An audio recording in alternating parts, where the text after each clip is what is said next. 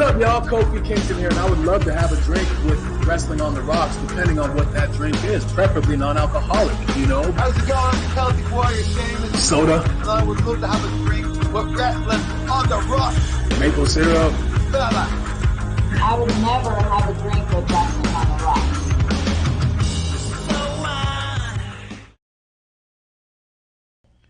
Welcome to the dive bar of the IWC. Welcome to Wrestling on the Rocks, episode 1 again.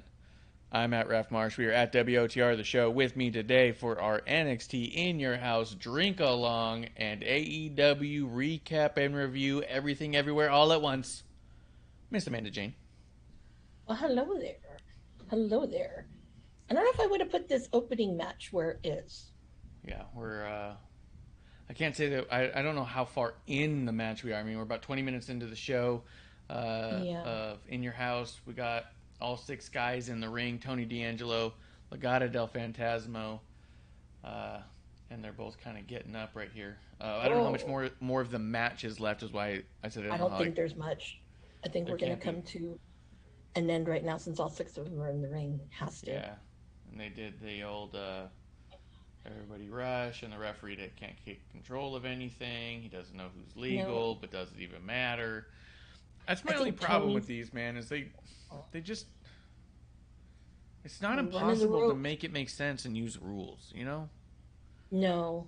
And then you just have Elektra Lopez just kind of standing around. I mean, Oh, she just slid Santos, the old brass knuckles. Mm-hmm. And then Tony's getting the old crowbar. Oh, God. Folks, we know how this ends. The referee just took two feet to the face and didn't budge. Jesus. What? Totally no-sold that bullshit. He no-sold getting kicked in the face. That Tony's got the brass rings now. Oh, my God. Okay, well, your 2 dudes are... No. Okay. That was an interesting way of doing it. Kind of a fun way to do it. Yeah. The one goon in D'Angelo got hit in the face with a crowbar, real hard, mind you. It looked crazy. Yeah. And then he just goes stiff. They push him on top of, I can't tell which Legado del Fantasma is on the ground. It was there. The other one. It wasn't the guy formerly known as... Well, no, it was the guy formerly known as DJZ. It was Joaquin Wilde. He took brass knuckles to the face, and then one goon pushed the other goon on top of him, and basically D'Angelo gets the win. So now Legado del Fantasma has to join the Mafia. So... I don't know. I don't like this. I'm not into that. But I don't know, just the story itself. I'll tell you, either way, I felt lose-lose to me.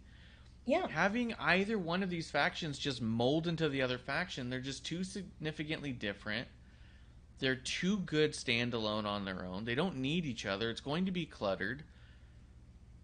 It'll be a breakdown at best. And do we really need all this to get that breakdown? I don't know. I really think they should have done something more along the lines of, can you coexist? Or, you know what I mean? You do your thing, I'll do my thing. And they just kind of go their separate ways and let it build up to something later on. Yeah. Dude, Joaquin took a fucking knee to the mouth on that pin. Ooh. Yep. Damn. I will say that I'm hoping that because we're getting this merge now, that it leads to... those guys going to the main roster somehow. Well, you know what they could do? They could do a Double or Nothing, no pun intended, Double or Nothing, we'll join and we'll be your servants or whatever, or lose or leave town, you know what I mean? They could do a thing and then Fantasma can lose again and then just lose or leave town, they go to the main roster, you know? Yeah, that's true. True. But outside of that, I don't know how else you'd make that. Miz did Dancing with the Stars? Well, yeah, he did. Okay, never mind. I'm just watching the ad. Okay. Yeah, for sure. MsAmandaJayne, what's in your glass? What are you drinking? Well, because it was a weekend, and weekends were made for fun. I am drinking the official sponsor, not sponsored. Woohoo! Fits were made for fun. And you know what? I'm such a fiend. I got one to put in my little cuppy. Yeah. So that's how sick of a problem I have. Nice. I don't know. It is a Thursday on a Saturday. We are having Thursday Night Chasers Saturday afternoon, joint watch along within your house because I've been out of town. I've been out of town for a week, so anybody who was keeping up saw on Wednesday I was live from Sports Beard, the Beard's Den, and we did the show then, and there was going to be too much between AEW, NXT to try and keep track of all of it while I'm on a vacation, and I thought, you know what, I'll cram it when I get back, and we'll just barrel through it, and then we'll be all caught up and up to date. And in a sense, I'm kind of glad we did, because a lot happened on Rampage. Oh, a lot happened the whole week. Oh man, a lot happened. Yeah, and plus with NXT happening now, that means we're gonna have like a pretty fresh start when we come back to Thursday. You know, so yeah, a lot happened this week. Do you want to start a little bit with? I mean, you want to do any birthdays? You want to say happy birthday? Yeah, there's a lot of really good birthdays this week. All right, so we did miss on Thursday a couple of really good ones. So I am having a daiquiri, just so you know. Okay, there you go. We did have some great birthdays. Lex Luger had a birthday, Velvet Sky, but the two for me that are really important birthdays. One is Grado Wrestling. If you guys know, it's yourself. I love Grado. So if you don't like comedic wrestling, don't check out ICW from Scotland. But if you like Drew McIntyre, he ran ship for a while over there when he left, or whatever he did with WWE and came back right before. And then, of course, happy birthday, AJ Styles. Yeah, AJ Styles is a phenomenal one. Yeah, I'm waiting for him to go back to Impact to join Bullet Club like everybody and their brother's doing, but don't know about these things. So, yeah, let's see here. Gorilla Monsoon, rest his soul, had a birthday, or would have had a birthday. Happy birthday. Joe Malenko had a birthday. Rio, happy birthday. Yeah, Rio. Gigi Dolan is her birthday today. So hopefully she can get a win. I'm just hoping that her homegirl Mandy does not, because we're Team Chu over here, as we all know.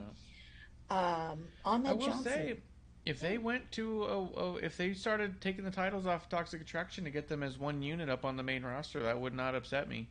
And I'll be honest, Katana and Kaden are a pretty cool, tight little team that's been doing it for a number of years. Long time. They're probably the longest running tag team of women in all of WWE. Yeah, probably. I would think so. Yeah. Because weren't they just pretty much put together when they both started kind of up in NXT and being on television? Yeah. Okay, because that was way before my time.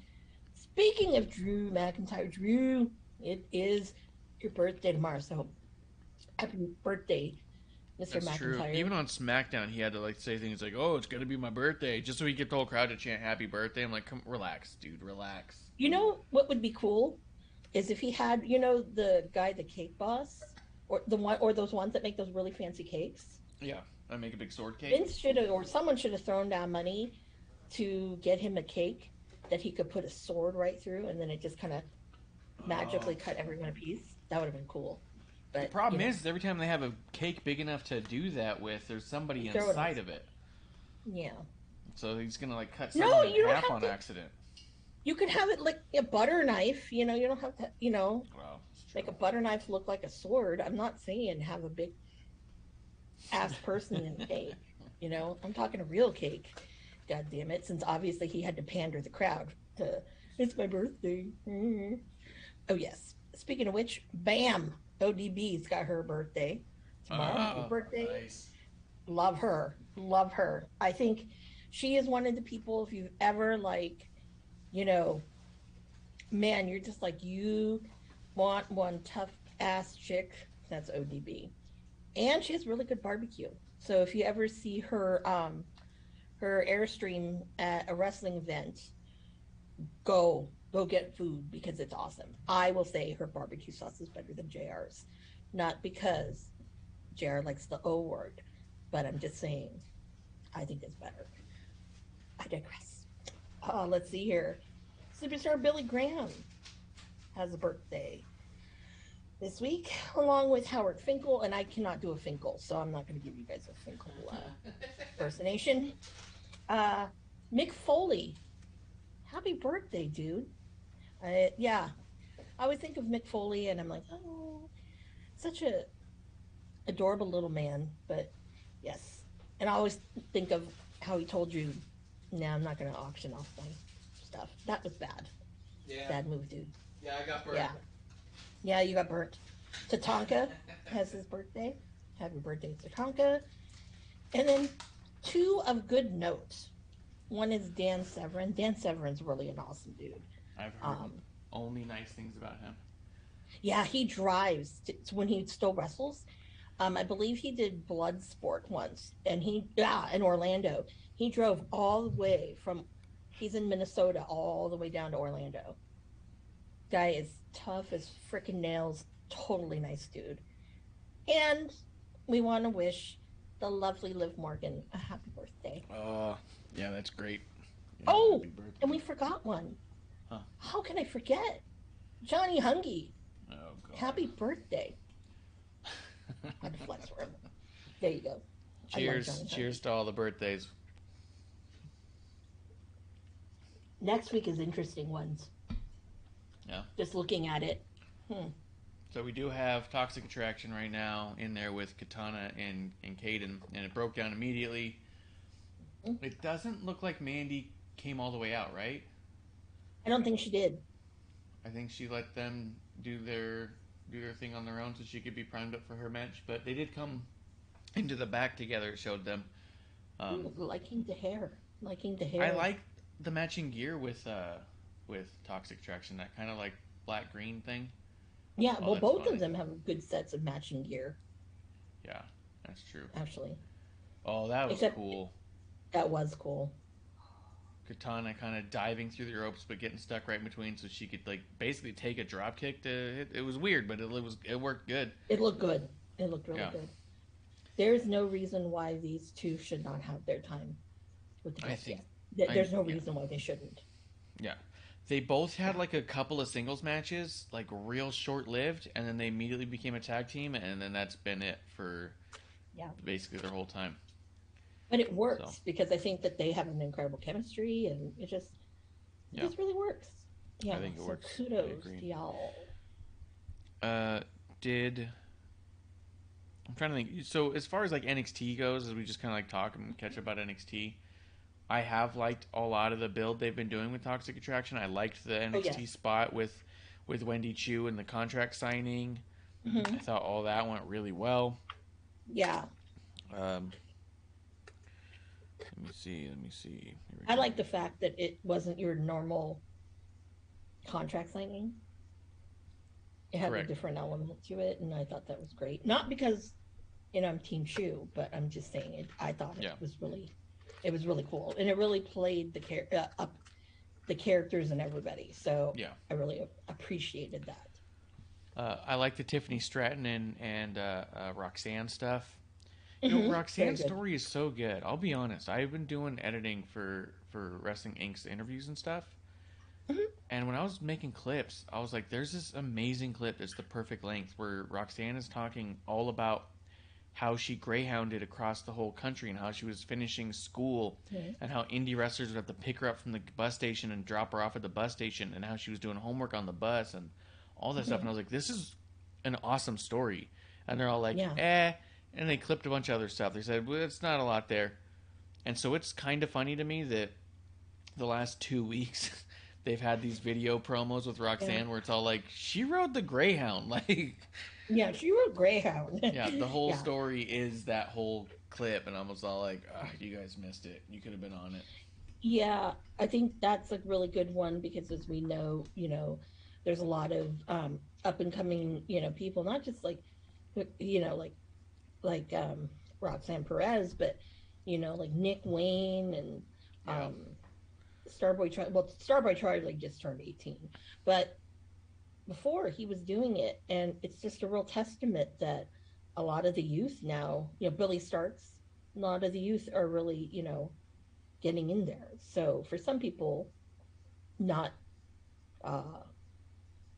what's her face, because I'm blanking on her name, with the creepy father who leads the cult of horrible NXT fans. Izzy. Yeah, no. Sometimes I wonder if it's really her or if it's her parents. Yeah. But that's another comment for another day. But yeah, no, I love that story, hearing it.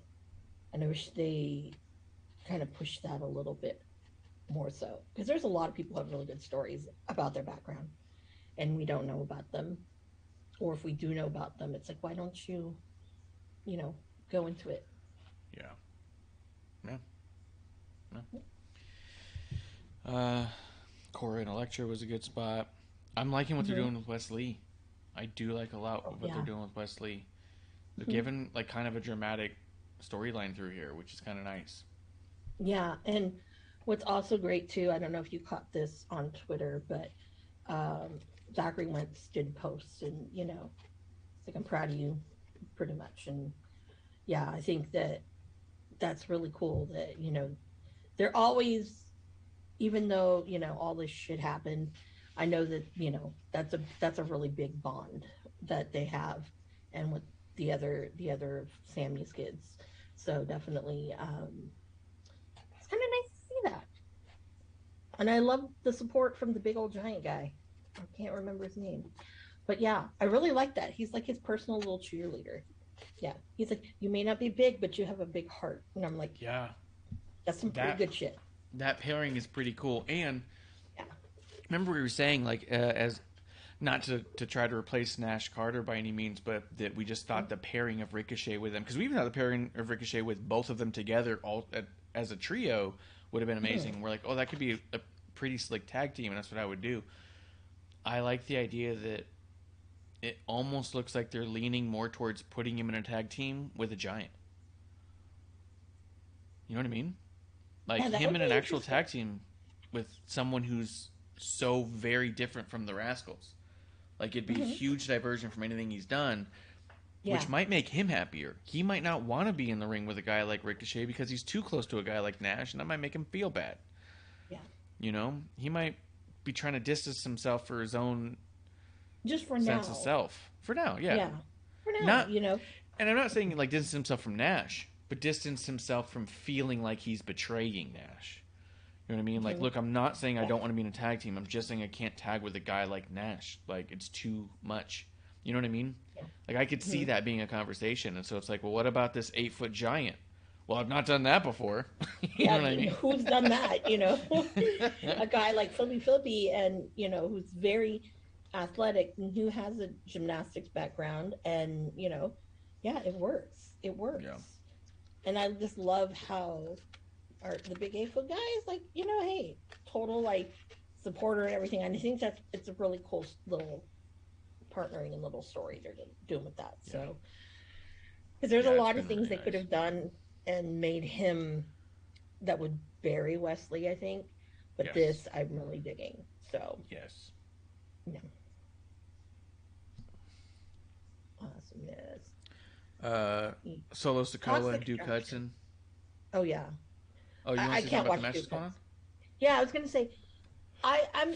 It's just so unbelievable how good Toxic Attraction is.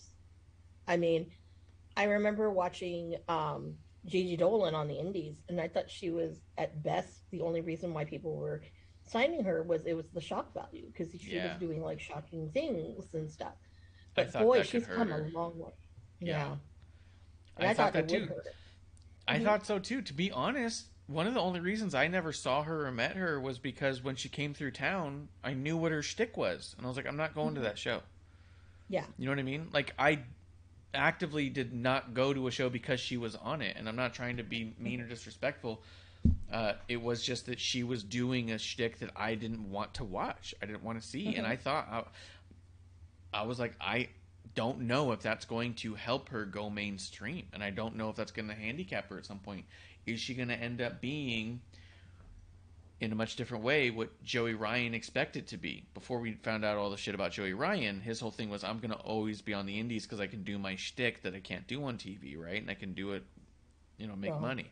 And I wondered if she was going to be forever. I mean, yeah, there's a whole lot more to that, but just that one little aspect of him where he said that he wasn't going to join AEW because of that, right?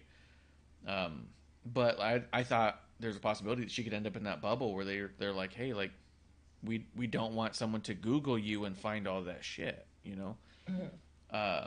But like you said, she's come a really long way, and luckily it's not been an issue. Too. Yeah. When they partnered them together, it was like, oh yeah, they're just amazing together. And I think really, originally, because it shocked me when WWE had signed her, and so part of me was like, do these people know? Does Triple H know her shtick? I mean, obviously, she's not going to do that there. Yeah. But for sure. What part of it was at Darby, because at the time they were still married. So I wondered. But you know what? Yeah.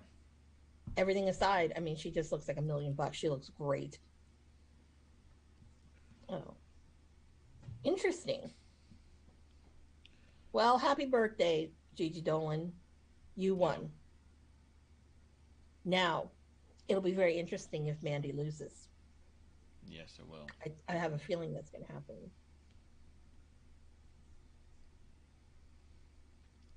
That would bring an interesting element into that little group. Yeah. Mm-hmm. Yeah. But yeah, no, they're just good. And actually, kudos to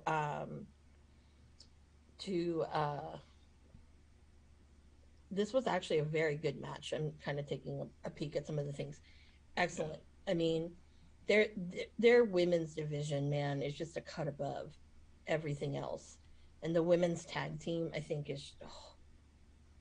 they've got a lot. Like, the future is very, very bright for women's tag, I think, in the E. So I will say Gigi's got a way of making sure she does a little bit of nasty. Well, the way she licks that title is always like, ugh. Yeah. Well, she does. That's her thing. It's like she's kind of that, overly like sex pot in a way that Mandy is, a different way that Mandy is. And Jacy Jayne's like, I'm just kind of a badass. That's how I kind of see the three of them. Yeah. Because Mandy's that snarky, bitchy, Yeah. Yeah, and then Gigi being kind of the punky there. Creepy, I do think that it's pretty cool, though, that you have those three women which seem to be with a similar linked, like, look, my gimmick is that I'm hot, but they're doing it three identifiably different ways with three identifiably different attitudes and personalities, and I like that. Mm-hmm. I do, too, because you don't get to see that in a lot of even women's tag team. You really don't see that.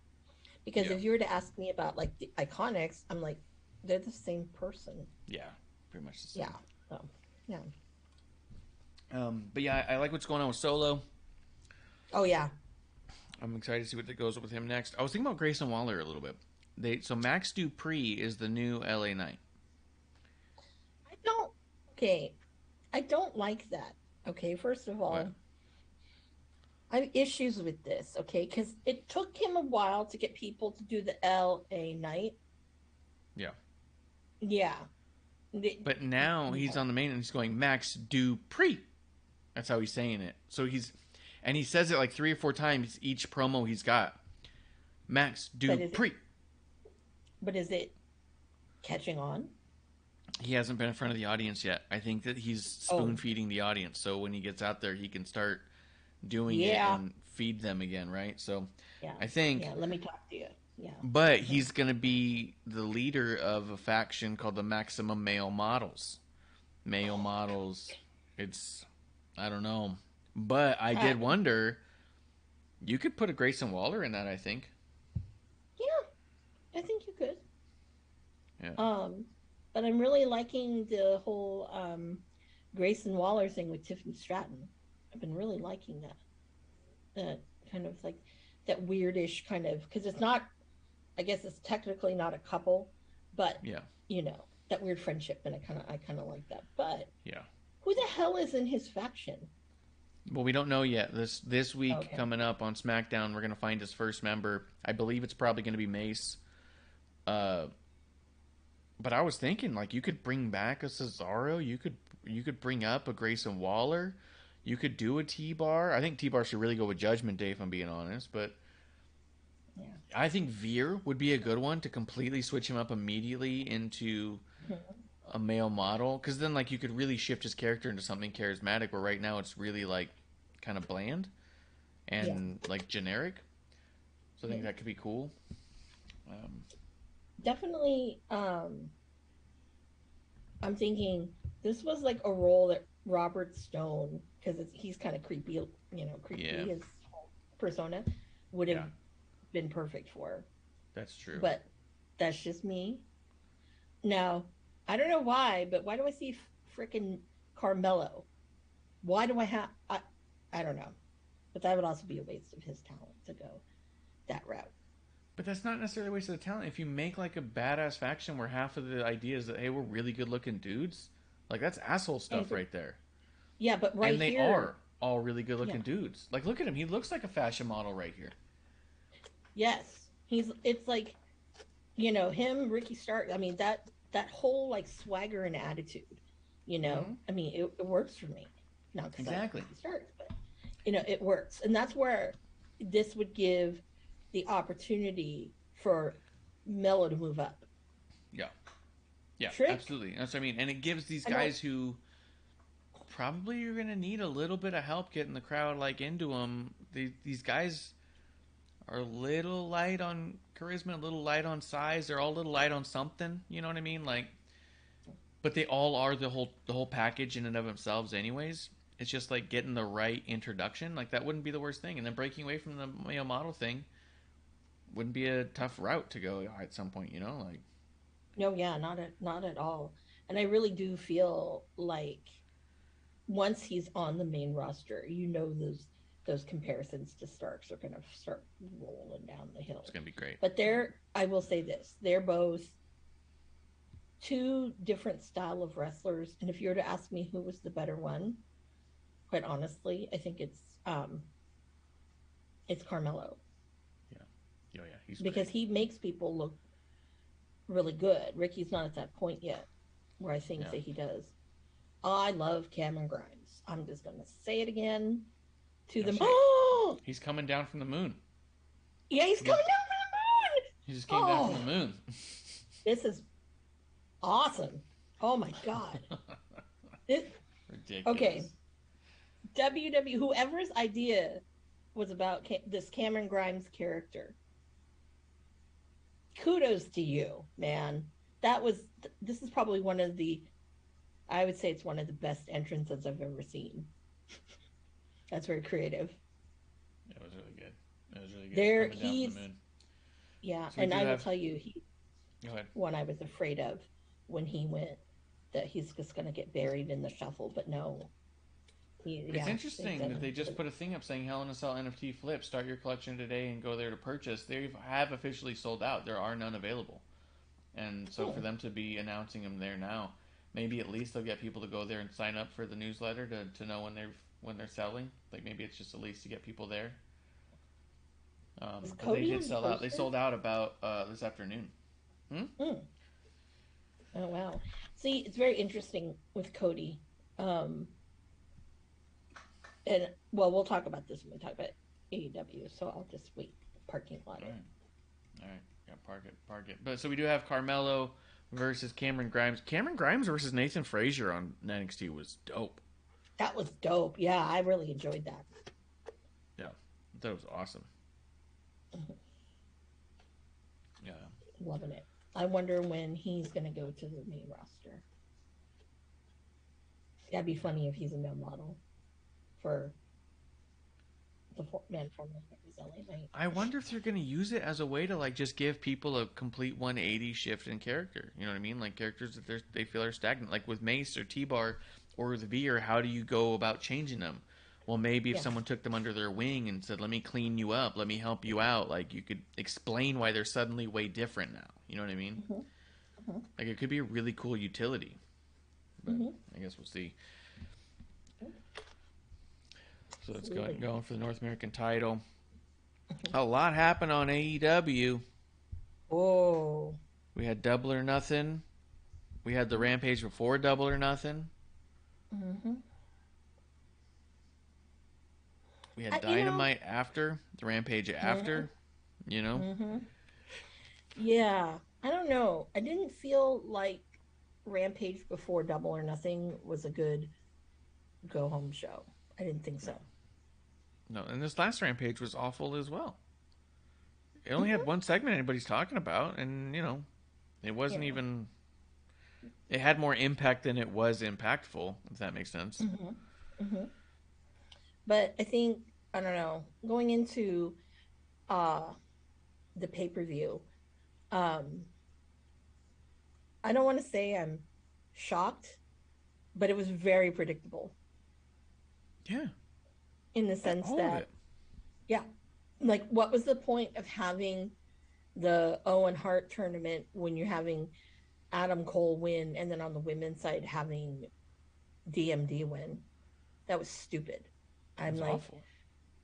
I'm like, first of all, you had all the good matches before the actual tournament. So on the women's side, I had lost interest. And the finish on the men's side was terrible. They replayed the finish. I didn't watch the pay-per-view, but they replayed the finish on Rampage or Dynamite. It was on Rampage. They replayed it because Adam Cole came out with his title, and they're like, here's how it ended. And it was like really slow, really weird. He botched his finish. Samoa Joe just lays down. And I was like, okay, why would you replay that? Like, why would you? Yeah. This is exactly why WWE will use photos sometimes. That way, in case it's got a wonky finish, like, still frames. Bad.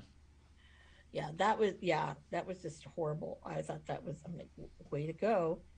You're really exposing a lot of Adam Cole's weaknesses. He is a botchy person. He's injured people, and I'm just kind of like, but everyone loves doing the Adam Cole baby and the boom shit. I mean, yeah. That's all it is. Yeah. Because let's go there. I think the real talent from that trio of him who came over from NXT is really Red Dragon. Yeah. Mm-hmm. Yeah. Because they're both absolutely. smooth. So the day before, though, well, I don't know. I feel bad because I think Shake's going to show up in a little bit. I don't want to burn the fire. He can add into this convo. We can ask him. I know, but I was going to bring up all the MJF stuff because there's a lot there, but that's a whole storyline. So we'll shelf that. Wait. Okay. We'll shelf the whole MJF thing. But this show in and of itself, the Double or Nothing pay-per-view, it's fucking 5 hours. I know. Okay. If you include the buy-in, it's like 5 hours and 10 minutes. But here's the thing. It didn't need to be 5 hours and 10 minutes because I think that the arena anarchy or whatever the fuck they want to call it, that went way too long. I get why Tony's trying to stall, but that just went way too long. And again, made Eddie look like a bitch. And I'm over that. I am beyond over this. So yeah, it was terrible. Like that whole thing was bad. The other thing is you could tell they were actively trying so hard to give credibility back to Eddie. And I know this. I know I said I didn't watch the whole pay-per-view. I have seen little clips. I've seen little bits here and there. The one thing I haven't seen that I have every intention of going back and watching every second of is Thunder and Deeb. But there's nothing else in there that I'm curious about even to watch. But the way a lot of the media was talking about that particular match, the Asylum match, I'll call it. Mm-hmm. They all said instant credibility to Eddie Kingston. Eddie Kingston back to his roots. Yonkers version of Eddie Kingston. Eddie Kingston being as violent as we've ever seen him. This is Eddie Kingston true to form. All that told me was that it was so clear that they were begging to give back credibility to Eddie Kingston that the media outlets were like, let's tell them that they did it so we can move on. Like, they were pandering to it, which is also fine because it's part of the deal, right? You got to put over stuff, and it's like, hey, just the same way an announcer is supposed to put it over when they see what they're trying to do, you do it too. Dude, that was a nasty spill. That was, oh God. Ooh. His head, like, doing. Cameron Grimes took a weird, stiff top of the head bump, but he was also kind of in motion. Do you think? I mean, he looks okay. Like, as far as like his face doesn't look like he's looking off into the distance all weird. You know what I mean? Because you see that a lot with really bad concussions and neck injuries. They'll just be like staring off into the distance, and you're like, uh-oh. And I don't think you would have let him hang out like that. Yeah, so. But it does look like Carmelo is buying him time, though. Yeah. See, that's when you know that someone is a pretty good wrestler, because in those moments he's giving him that time. You know, it's kind of that unspoken thing, and I think that's pretty awesome. So, but yeah, I feel in my heart. I don't know when Eddie's contract is up. I don't know. In my heart, I don't think he should resign. I don't think he'll leave. Made him, they've made him such a fucking bitch that it's like, you can't recover from it. Okay, they had opportunities to recover from Sparklergate. They never did. Yeah. And it just made him worse and worse and worse. And now it's like, really? You couldn't let Eddie have his day? I mean, seriously? Yeah. Well, I mean, also, and then that match, fucking Jericho getting the pin on Daniel Bryan. That had me laugh. And I'm sure Daniel Bryan's like, can I not do this shit anymore? No, so none funny. of this stupid shit. I'm sure. Daniel Bryan's been there for almost a year now. And, geez. How did he get lost in the shuffle? Like, I don't think he's lost in the shuffle. You don't think he's lost in the shuffle? He's part of some random little team that he never talks. He hasn't talked in 6 months. And he just shows up and does his master's bidding and moves on. There's no Daniel Bryan shirts. There's like one figure that's coming out in like 6 months. Dude, Tony Schiavone got a figure before Colt Cabana. How do you feel? Well, Aubrey Edwards technically got a figure before Colt Cabana too. Yeah, that's true. Right? Here's the thing. You did the Dark Order. Okay? Was there a Preston Vance announced? I thought so. Okay. I don't understand. I don't get it. Jazzwares can suck my big toe, because you know why? If anybody deserves to have a real action figure, it's the fucking godfather of the independent wrestling. Yeah, supposedly, I mean, you're welcome to speak on it or not, but supposedly the Young Bucks forced the re-signing of Colt. That I don't know whose side was adamantly against it, but the Young Bucks mediated it to make sure that he'd get re-signed. I don't know if it was that he didn't want to re-sign or that Tony didn't want to re-sign him, but apparently the Young Bucks had stepped in. You say what? Tony did not want to re-sign him. Wow. And you know what? My big thing is, again, Tony Khan. You know, this is a guy that, you know, he never got his due diligence and he never got his shot. Yeah, right now, and it's not because it was his doing, but I thought the shit he did with Brody Lee was really interesting, because that's not normally a role that he does, right? Yeah. And yes, I'm wearing my Colt shirt, as the Schoolhouse Rock shirt, as you know. And I think that when Brody Lee died, they were like, well, what do we do? First of all, they didn't know what to do with Dark Order. Second of all, it's like, well, what do you do with Colt Cabana? They had a lot of ways they could have taken him out of there, and it would have been fine. Yeah. But I think that it's a situation more of, you know, I don't know. It's just a really weird thing, because it's like Tony has his favorites. Yeah. Okay. It's obviously clear, painfully clear, Yeah. Right. And I'm not surprised that the Bucks stood up for him because of him, they would not be where they are today. No, not Seriously. at all. Yeah. And a lot of people do too.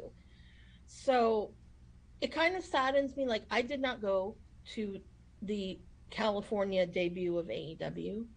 Part of it was because I'm still really upset about when they announced, oh, Colt Cabana is still all elite. Where is he going? He's going back to fucking ROH. They're Yeah. going to use him for ROH. And I'm like, really? Yeah. Do you not know, Tony Khan, why he didn't resign with ROH? You know, what are you going to do? Throw him again in commentary with Caprice and Ian Riccaboni? No, that's why he left. He wanted to wrestle. Yeah. And I think that when they did Supercard, Tony Khan should have realized how beloved he is with that audience, that Ring of Honor audience, because he got a really huge reception, and I think it shocked him too, because you could see it on his face, like, oh my God, these guys still love me, you know. And I think that, you know, yeah, I was in Texas. I mean, if it was in Florida, you know, whatever, but yeah, even Texas, because Texas is when he came back. This is symbolic, but when he came back to Ring of Honor, was that WrestleMania, the last WrestleMania that was in Dallas. And I got mad at him because he didn't tell me he was doing that. That's when he went back to Ring of Honor? Yeah. I like that because that has a Cody connection. Because that was the pay-per-view, that was the WrestleMania that Cody left after. Yep. All roads lead to Colt Cabana. People do not understand that. Give Colt, it's like 6 degrees of Kevin Bacon, okay? Yeah, in wrestling, people will deny this fact, but there's some involvement, not just the pro wrestling tees thing, but a lot of these guys, that's the connection with it. Yeah. And no matter, like, people are like, oh, the Bucks kind of suck and I don't get them and whatever. This is one thing that you got to realize. The Bucks are really good people. Yeah. And for them, and a lot of their, like, some of their, like, really, really good fans that they know, it's like family. They treat a lot of them like everybody like family. So, you know, I'm not surprised they stood up for Cole. Next time I see them, I want to give them a really big hug and thank them. Because they know. I mean, shit, everybody knows. But I'm thankful that they did that. Because, you know, why, you know, he is always shelved, don't know.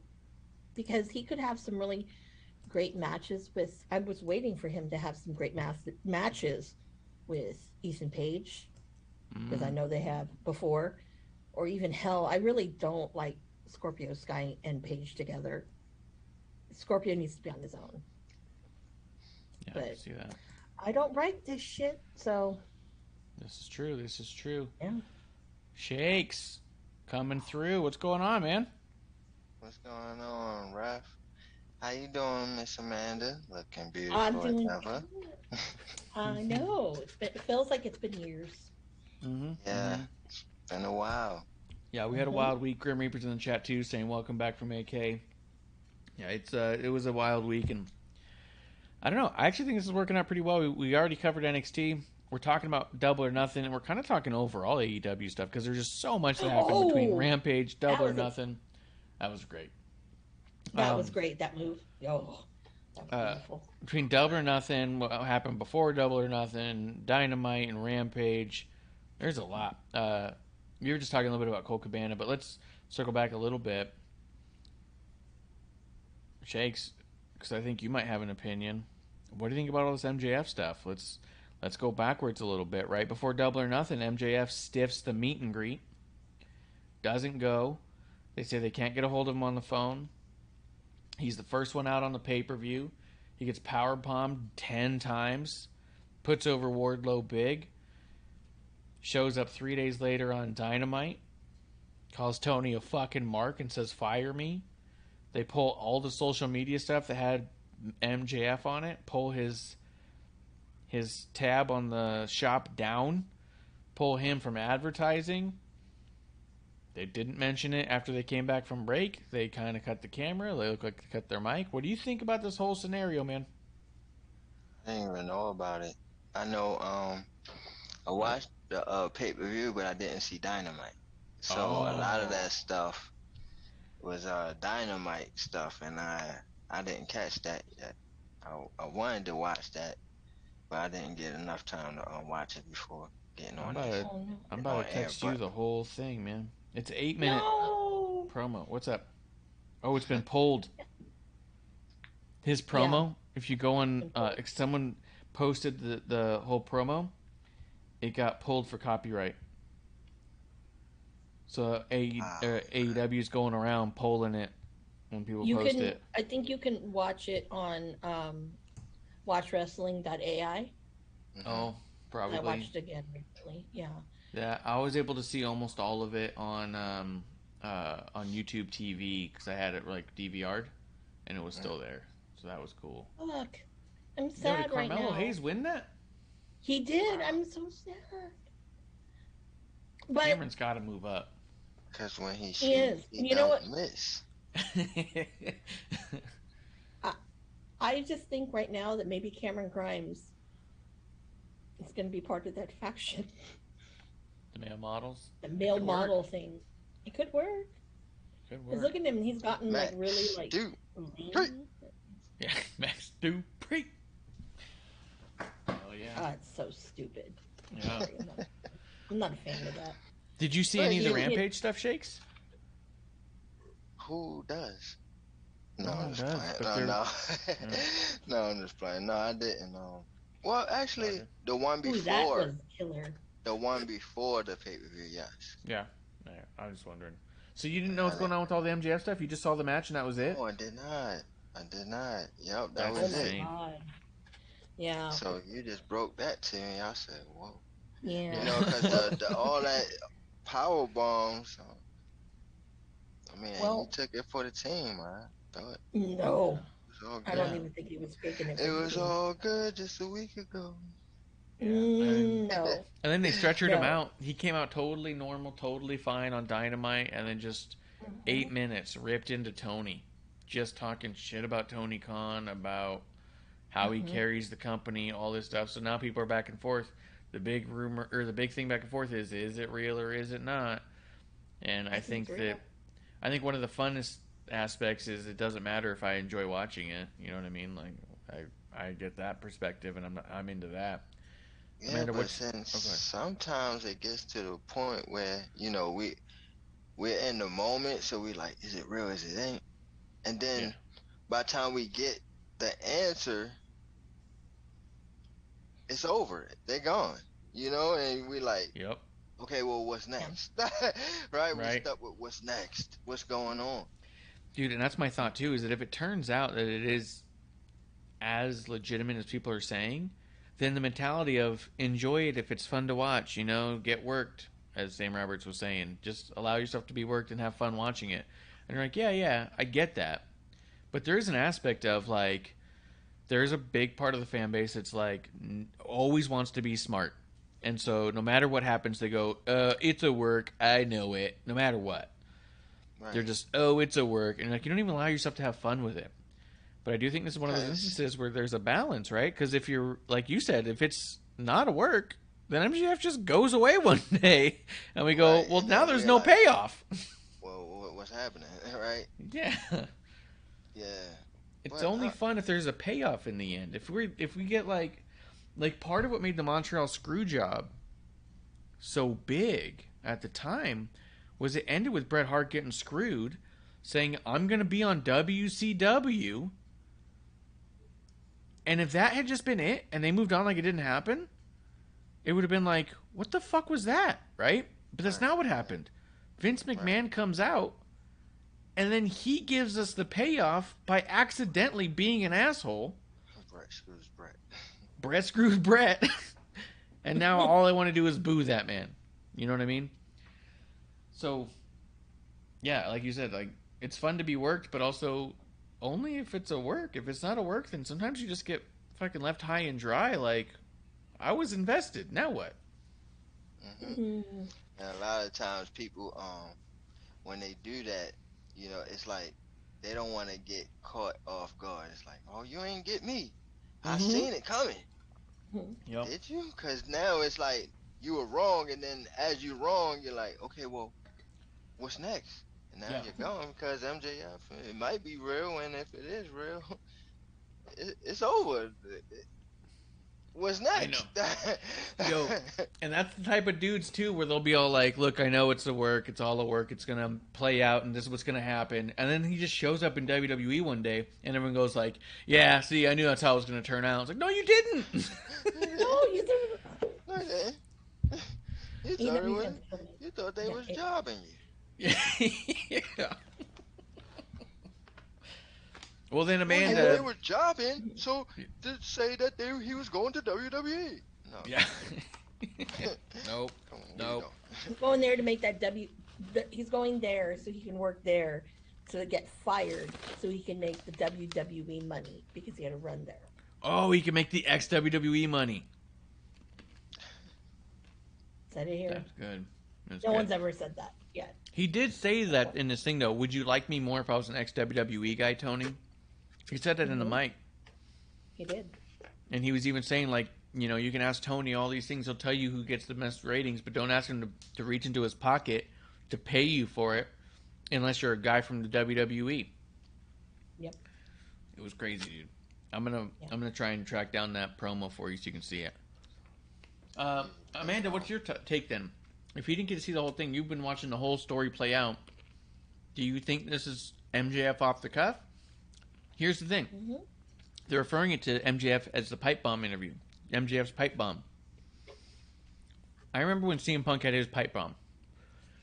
I went and watched it. I don't know. I wasn't watching wrestling at the time. Everyone was talking about it. I was like, oh my God, it's got to be crazy. And I remember as I watched it, I went, that was scripted. What is people talking about? Like, everything about it felt so scripted and felt so phony. Not that. And called in. Colt Cabana, how you doing? That was not scripted. Not on Colt Cabana, but the actual pipe bomb. So much so that I found the podcast because when he said that during the pipe bomb, he looked at the camera. Hey, Colt Cabana, how you doing?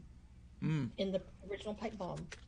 Yeah, but the whole thing was like clear as day that WWE was in on it, and I was confused. I was like, well, this can't be what people are talking about. And that's when I found the podcast. And I was like, okay, this is what people are talking about. But then you go back and you go, no, they were talking about that thing on the TV show that they all got work done. If this is really the MJF pipe bomb interview, is it him actually doing, realistically, a better job at a pipe bomb interview than CM Punk? Or is it actually a legitimate pipe bomb interview that went off the rails? What do you think, Amanda? Well, when I heard that, the minute I heard that MJF had skipped that meet and greet, apparently people paid $100 to meet him. No, it was $100. I thought he was like $150, but okay, $100 makes sense. No, it was $100. Because everyone kept saying $100. That's my girl. Choo choo. Choo. Okay, anyways, I'm trying to be distracted, but when they started pawning off other people, because, oh, well, he's not here, the problem that ended up being was I had heard rumblings that some of the other superstars who were, these paid ones were like, dude, our commitment is done, let's give people their money back. But, Tony Khan doesn't think like that. I think that Vince and company would probably have given people their money back, but whatever. I don't know. But that's right. They just said you can have a different meet and greet. They tried to trade it like it was Yeah.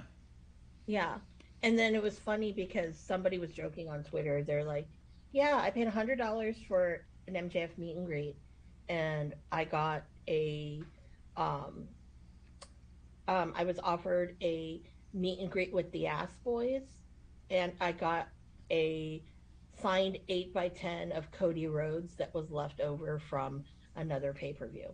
That's fucked up. I was like, probably pretty much, So, and especially because not every person who on the roster was there. There were a lot of people who weren't there. Mm-hmm. You know, so yeah. So that's where I'm kind of like, oh. But the moment when that match with Wardlow happened and powerbomb, I'm like, yeah, he's done. He's done. I mean, I kind of was like, well, maybe it's a work, but no, he's done. I mean, he's so done that when they're wheeling him out of the stretcher, what a great way to enter Wendy Chu. Yep, in a bed. Pay-per-view. Wonderful. Yeah. Shakes, do you have They've the got In Your the House best going on entrance. live right now? No, I should. You don't have it on one of your screens? Uh-uh. All right. And she's got a fanny match pack on right now.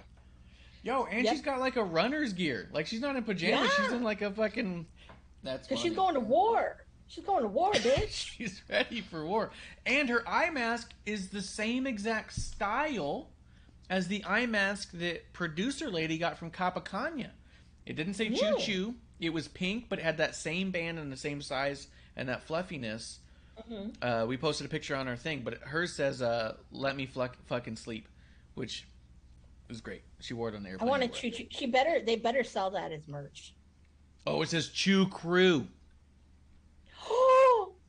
Oh, shit. The Chew Crew. Your Chew Crew. One. You getting it, huh? I want one.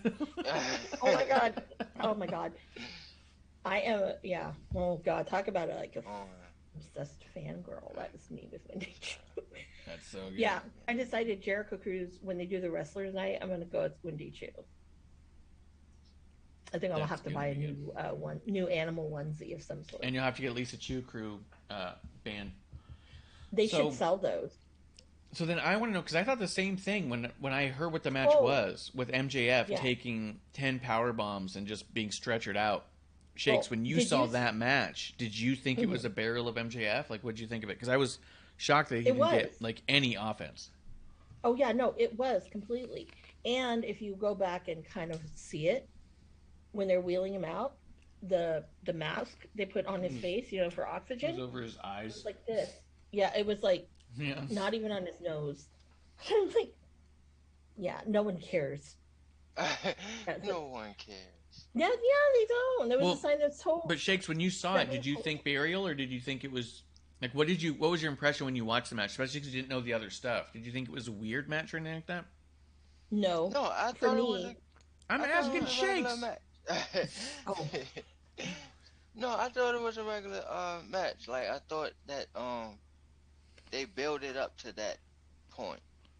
So they built it up for him to dominate MJF. Everybody wants to see MJF get beat up, and especially to him, to Wardlow, all the stuff that he put Wardlow through. So I thought it was as scripted as planned. Like you know, have him dominated, have him go ahead and powerbomb so many times, you know, just pay back for all the things that he had done to him and all the mistreating and misusing. So I thought it was all good. That's why I say it was all good just a week ago to me. I thought everything was great. Okay. But yeah, I got it on now. You got it on? Yeah. You got Mandy Rose out there looking all right in pink and black. Yeah, man. Mandy Rose. Everybody in the pink. They have matching neon pink. I think that's kind of cute. Let me ask y'all something about Mandy Rose. Because it didn't work out on the main roster. And then they threw her back down here on NXT, in which she's dominating. That's great. You think that they thought that she needed more development in her character or her in-ring ability?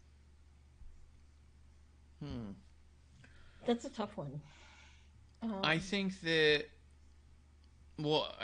she was told that they wanted her to just go down there and kind of work a short run. Like, she was told, same thing like Balor was only supposed to be there for 3 months. They wanted her to go down there and do like one program, I think, to kind of help with getting the women more used to what it's supposed to be like on TV. And I think that she just flourished so quickly down there that it turned heads. And they were just like, it's clicking, it's working, she's better than she's ever been. Leave her there for a little bit. You know what I mean? She wasn't supposed to be there this long, I know that. But yeah, but I also think that, you know, because I don't know, because I don't watch the rest of the WWE programming, so I don't know how much she was used on TV. But I kind of feel that, you know, when she was up there, it's like she was almost like a dime a dozen. There's all these chicks that look very similar, blonde, the whole, you know, rigmarole. And I think that, you know, it's hard, and to try to find your niche is very difficult, and especially when you are like so many others. So I think that it was a big confidence booster, because this is not the Mandy that was up in WWE. And that's what I think happened, is I don't think it was intended to boost her confidence. I think that Mandy didn't know how good she was. I think they wanted her to go down there to just kind of like get a change of scenery for a short period of time, come back. I think she got down there and everyone was looking up to her, and I think she started realizing she had the answers to their questions. Mm-hmm.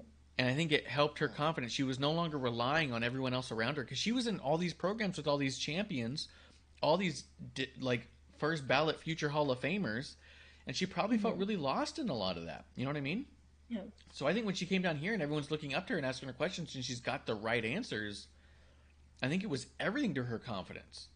And I think that it's completely come over on screen. And I think also, if I were to answer Shake's question more directly, if it was me sending her down there, it would have been more for character than in ring. She was never unsafe.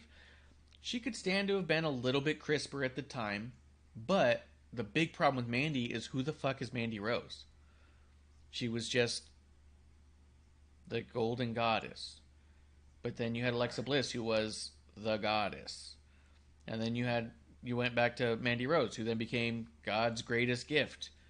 And then it was all this like porn music playing around. It's like, what is she if she's just someone who looks the way she looks? I think what she was able to tap into here was, what she is toxic. You know what I mean? Like, she was able to figure that out, that like, yes, being me and being sexy is identifiably part of who I am, but it is such that it's also toxic for those around me. You know what I mean? Yeah. It was amazing. She gave purpose to this character that was so shallow before. Yeah, and also, we were talking about it before Shakes, you jumped on, is I think she's really elevated the game of Gigi Dolan and MsAmandaJayne. I mean, damn. That was great. Ooh. Speaking of Mandy. Powerful. Yeah, Mandy's powerful. I really think that she was going to pull it out. Because now that, if it happens, what are the other girls going to do? If not Wendy, let's say that they don't have Wendy, because do you think they would do it so obvious to have all of Toxic Attraction lose their gold in the same night, or no? I don't think they would. I see 1-1, but what would be very interesting with this, with Wendy and all the hijinks and stuff, it'd be kind of funny, because now it's like, well, what the hell? Because it would make for an interesting story, like I said, to have the other two kind of turn on her, like, well, you don't have a belt anymore. Like, yeah. Like, kind of like the Mean Girls, like, you can't sit here. Mm-hmm. You know, when Regina George got bigger. Yep. You're wearing sweats. Yeah. That whole thing. Mm-hmm. That's what I kind of feel. But I could see that. I don't write this, so I don't know. Yeah, but I think that they should carry it over to the main roster. Me too. Yeah, they will. Keep them as they will. There's no way they wouldn't. But no way. You can do best of both worlds. You can have Mandy lose the title. Gigi and I can't believe I just spaced her name. MsAmandaJayne. Mm-hmm. Yeah. You can have them be snooty, but then still have them be a unit and have them get over it at some point. You know what I mean? Like, they could be snooty to Mandy, hey, don't sit with me. And then have them lose their titles. And then it's like, we understand it now. You know what I mean? And then they can move again as a unit. Yeah. Gotcha. But yeah, you could do that. Yeah, you could do that. If not Wendy, though, who? The only other person I think that they would get to would be Alba Fire. Yeah, but they could have already done that though. Feels like it'd be really slow to get there. Yeah, I think Alba Fire needs a little bit more of a build. Although, in her promo that they showed this evening, that little thing she did with the fire cups was really cool. It's intense. Is she really wrestling? She what? Wendy Chu and her bunny slippers. Yeah. They're just a cover. It's just like a yeah, it's a cover. Yeah, okay. No. I thought that at first too, but no, she's got she's in slippers. I was about to say that is talent. If you look at it, you could see sometimes where the bunny kind of flops up, but yeah, I thought that was brilliant. Like they're strapped to the top of shoes. Mm-hmm. They got this down so well. Ooh. Oh. What a great spine. Ooh.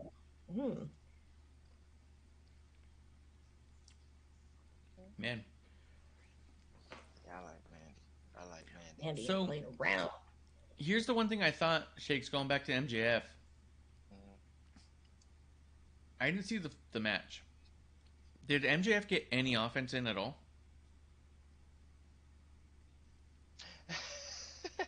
Had to think, right? Yeah. Like, did he? No, I don't think he did. So that's what was weird. A quick second. For like a quick second. Yeah, but it wasn't. It was to no effect. Yeah, it was to no effect. Like he just, he looked at him like, really? Okay. Because what I was surprised by is not that I expected MJF to win, but that I expected MJF to look like a threat. And to not look like a threat to Wardlow, I was surprised by. And that's what made me think that, hey, maybe there's something going on here. You know what I mean? Because, like, Wardlow just going out there and no-selling literally everything, like, what are we doing? Are we trying to make a Goldberg who's only slightly better than Goldberg? Like, it feels like they're really pushing that. Yeah. It seemed like a Batista. Or Ryback, feed me more. So, I was surprised they didn't let him look more like a threat. But you had to tear it up. Tear that up. Tear it up. It gotta be mean. No, that's Ooh, into the crowd. mean. Ooh! Took a boot to the face. Oh, I knew that was gonna happen. You don't fuck with Wendy Chu's stuff. Yep. It's like drinking her slush out of her cup. Yeah, a little slushy. Mm-hmm. She had a different cup today. It was pink and glittery. Yes, I must say. Do it. Oh, what'd you guys think of the Hardys versus the Young Bucks? Oh shit! Wendy Chu's she's ripping off the gear. She's got a Toxic Attraction shirt on. Toxic Attraction tank. What are you doing? What are you getting out of the jumpsuit? That's why you don't wear. That Hardy match was better than I thought it was gonna be. Because y'all. To me, I didn't watch the Ring of Honor stuff, so a lot of that stuff was new to me. With the Hardys and the Young Bucks, something that I was like, oh man, I would like to see that, because that is they like very similar, even though they have a lot of differences, but you can tell that they were their idols, and they very much influenced those guys and how they wrestle. So to see that and to see that match, and then actually have it the way it went was pretty good. It was funny that the Young Bucks was doing a lot of the Hardys moves, so again showing they were very influenced by these guys. So I liked it. I thought it was better than it. Y'all pretty much advertised it to be since the Ring of Honor thing. Yeah. I was like, hey, they done this before, and I was like, oh shit. Well, I'm late. but yeah, it was good. I don't like when Young Bucks come out dressed up as the Hardys and shit. But did they didn't do that this time. Yeah, and Cutler came out dressed as Lita with a thong and stuff. Oh boy, I'm not gonna comment on that. Damn, that was a good match. Mandy Rose won, but it was a very good match. Yeah, fantastic. But you didn't have to rip the body pillow, okay? You didn't have to do that. Boo! Boo! I can't watch. They're replaying. We don't need to replay that. That was a good rip. Breaks my heart. Probably freaking Stu She's loved that's that. a good rip. She ripped it real good. Who said that, Stu? Jake God damn you, Stu. A mess. Oh, so Stokely Hathaway and Athena are all elite. What'd you guys think of that? I don't buy Tony Khan's story about how Stokely became all elite. Oh, what's the story? Apparently, he said he'd never talked to him, never met him, whatever. It just happened to be that his 90-day ended that day. I don't believe that. It's a bunch of bullshit. I don't buy it. That's a lie. He's been doing that. Remember when Adam Cole was in that interview and he goes, "Yeah, I talked to Tony Khan. He's got a pretty good deal for me. I'm going to go that way." And then Dave Meltzer said, "It's interesting that that Adam Cole would say this in an interview, given that his contract's not up. That would be contract tampering, and that's illegal." And then Tony Khan responded with, "I haven't talked to him. I don't know what he's talking about." And then Adam Cole was all like, "Yeah, I didn't mean that I talked to him. I didn't talk to him." I was like, "You said he talked to him and you forgot that it was illegal. Now you're backpedaling." God, stupid. Yeah. Or technically, or he should have said, "Well, I heard from DMD that da-da-da." And I said, So then technically, but whatever. But I thought that was very interesting. There was another person. I forget who the other person was. There was someone else who was talking to Tony Khan and had mentioned it in like an interview, and it was another one of those like, well, that's contract tampering. Like Tony's gonna get caught by it at one point. I don't know much about it, obviously. Maybe it was Kyle O'Reilly? Yeah. It might have been Kyle, where he was clearly under contract when he was having the negotiations, and it's like, I don't understand anything about contracts or contract tampering or any of that stuff, but I do know that Vince McMahon and Eric Bischoff, the other guys with $1 billion, didn't ever want to do it. You know what I mean? Like, it was bad enough that people who had infinite money were like, yeah, I don't want to do that. So for the fact that Tony's just going around doing it so clearly, yeah, it's bullshit to be like, oh yeah, no, he just came out. I guess he was in the neighborhood. It's fucking stupid.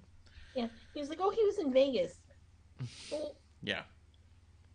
Whatever.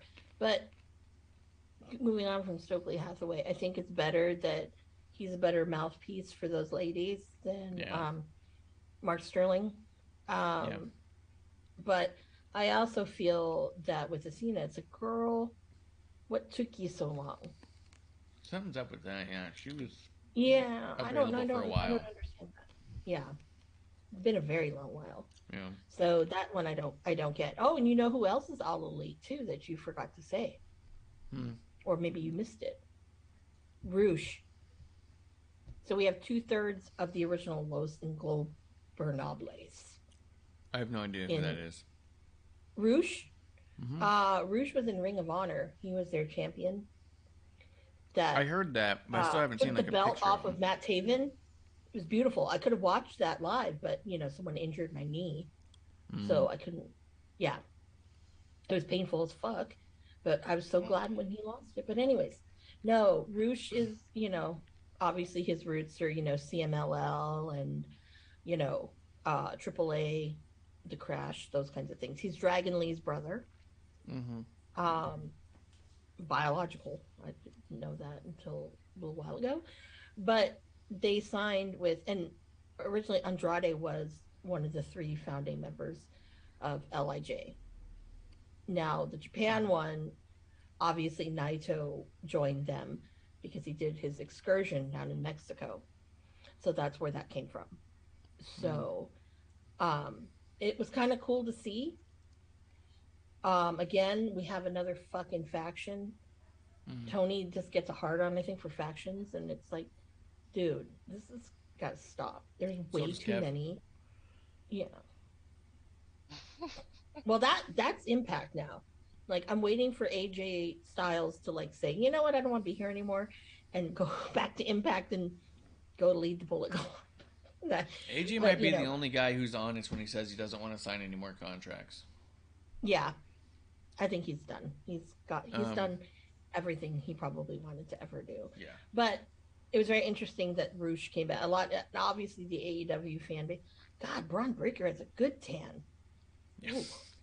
He's like as dark as Santos Escobar this evening.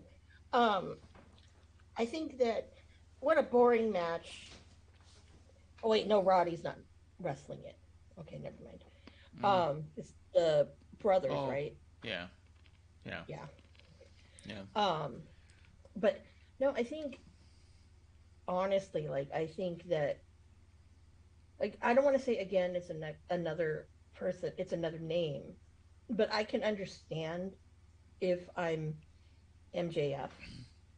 You signed 2 other people who are ex-WWE. Oh. You know, it's like, when does it end? You know? I mean... It kind of, I'm sorry to cut you off, but it kind of carries over on what Adam Page was saying to CM Punk. Mm-hmm. Yeah. You know, I think all those originals are starting to feel that way. It's starting to be some animosity. Yeah, they're starting to get pushed over, pushed to the side. Yeah, definitely looks that way, feels that way. I mean, the idea that, and we could even talk about it, the idea that CM Punk got the championship. What did that say about the company? I told you when he was coming up for it, it's like, I think they're going to give it to him. I think it's absolutely the move that proves that they are not who they say they are as a company. You know what I mean? Like, when they first opened, everyone wanted Hangman Page to be their first champion. And then he wasn't, and everyone groaned. And then everyone was excusing every champion after that. There was like, well, it makes sense. Yeah, I mean, you give it to Jericho because people know who he is. Like, people were trying to talk themselves into accepting it. It's not what they wanted. Yeah. It was then fine after for Jericho, Kenny. it was what? Moxley? And then it was all like, yeah, but... I mean, it's a big dude. I mean, I know he was a world champion in WWE, but... I mean, he's like different now. Like, people were talking themselves into accepting it then. Then it goes to Kenny, and everyone goes like, well, of course Kenny's going to have to get it. People wanted Page from the beginning. They had to wait 3 years to get Page. And he had what? So short. 3 defenses of anybody of any magnitude, and then loses it to CM Punk because CM Punk showed up and goes, yeah, I'm the champion now. It's just a bummer. It's kind of a bummer to see, you know? I think going back into with what you had said about this is not the company, because I know I've said it many a times, this is not the company that they thought that they were forming when they met Tony for the first time at All In. I honestly believe that this was kind of, I don't trust Tony. And I think I've said this before too.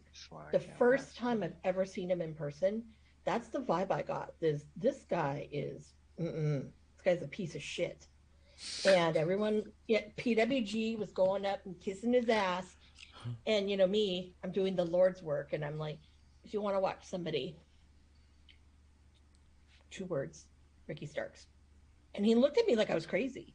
Like, who the fuck is this bitch? And I'm like, no, seriously, Ricky Starks. And then I walked away and was talking to Janela, and he obviously knew by watching me interact with Janela that, like, Janela and I know each other. So, but I always thought that Tony, there's just something not kosher about him. Do you think that's why Cody left? Do you think Cody heard that Tony goes, oh yeah, Double or Nothing, we're going to put the title on Punk? And Cody's all like, what? No. I think it's, no. Hold on, let Shakes have the floor. No, I just want to sidebar. this is why I stopped watching this. I don't like this tag team. Why are they dressed like Oh, they're oh God. I don't know why they have the belts. I really don't. I Look, I don't understand what they're doing. And I think to me no. that's the only problem that I have with it. Realistically, I can't tell if there's transvestites, if they're gay, if they're fashionable guys who are wearing clothing that just happens to look like it's for women. Like, I can't tell if they're on the LGBTQ plus spectrum and are Right. supporting it or mocking Right. it. Making fun of it. Yeah. So if you're making fun of it, fuck you guys, I want to boo you. But I can't tell if you are that or not because they've never Right. addressed it. So more or less, I'm so ambivalent to them because I don't know what they're trying to do and who they're trying to be. And they've said very little that's gotten me any further down the line. We watched them in NXT UK, and they were the same way. And we kept saying, like, I don't get it. I don't know what they're doing. And I don't know if they're supporting or mocking. And it just makes me kind of check out. Yeah. Yeah, I checked all the way out. Yeah. Yeah. Well, I'll tell you, it's it's really bizarre, and I'm not going to say, oh, there's other ways they can handle something like this, but this is just like very and I don't think. Well, they're probably not going to get anywhere. So I think once the belts are off of them and the next round of cuts they're going to do, I don't see them staying. Mm. Because it's like, Belts I don't come off them get now, it. I don't think like, anybody gets it. I know. these two If dudes, someone right? gets it out there, can you please tell us? Because Yeah, I These don't two get dudes are it. brothers. I don't know. I don't think Yeah. they. No, we don't know that. Yeah, they are. What, in The the Creed yellow? brothers? In the yellow, Yeah. they are. Yeah. Yeah. That's what I'm asking. But the ones that. Mhm. Oh, yeah. They're brothers. Yeah. But the other two, we don't know if they're lovers or brothers or friends or. Yeah. I'm not even. I'm not even. We, yeah, nobody knows. Alright. Nobody knows. I don't think, and at this point, I don't think anybody wants to know. But I like the brother tag team. I seen them before. They pretty Yeah. good. That's, yeah. The Creed brothers are actually pretty good. Creed brothers. I just think that it's weird that they didn't Yeah. wear like neon blue and they're in this yellow with the Diamond Mine logo on Yeah. it. But then again, I think the Diamond Mine's really only there to keep Roddy around. I know he wants to leave so bad. We know where he's gonna go. I hate that name, man. Diamond Mine? Which one? Yes. It was stupid because it was like we the first time I remember we talked about it in episode 1. We're like, what is this like weird promo? Because it was weird. Yeah. Yeah, and it never was really really made weird. sense. That's See, why it's I weird. said They're quite holding like- reminds hands. me I don't. of America Top Team. They like one and the same to me. Mhm. Yeah, that Like makes you sense. both are That makes sense. weird, and y'all got That's why weird names. Ethan Page needs to go away from that. So- He's so talented. You know? Shakes, what do you think about them putting the title on CM Punk?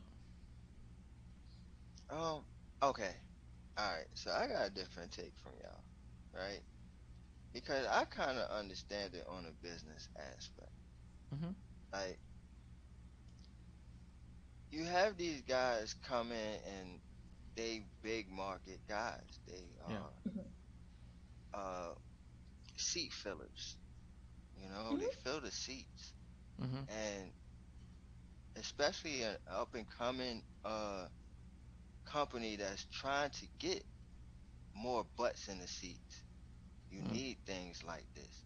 So a casual WWE guy that says, "Oh, screw AEW, they ain't got nothing," but then they turn around and hear from a birdie somewhere, CM Punk's the champion over there. Oh wow, is he? Well, let me go check that out. It brings more butts into the seats. It's good for business. So I see it that way. So I see what they doing. I see when they bring in these WWE guys, you know, Yeah. they give them more TV because it fills the seats.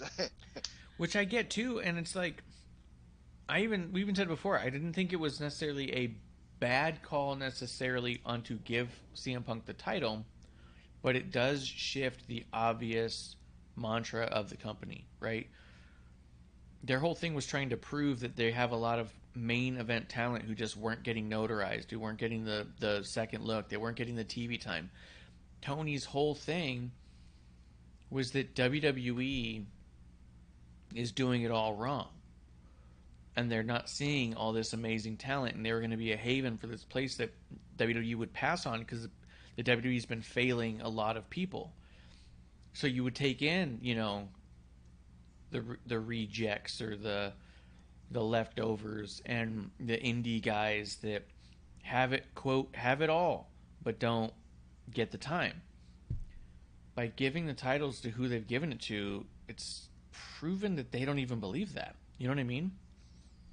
No, I get where you're coming from.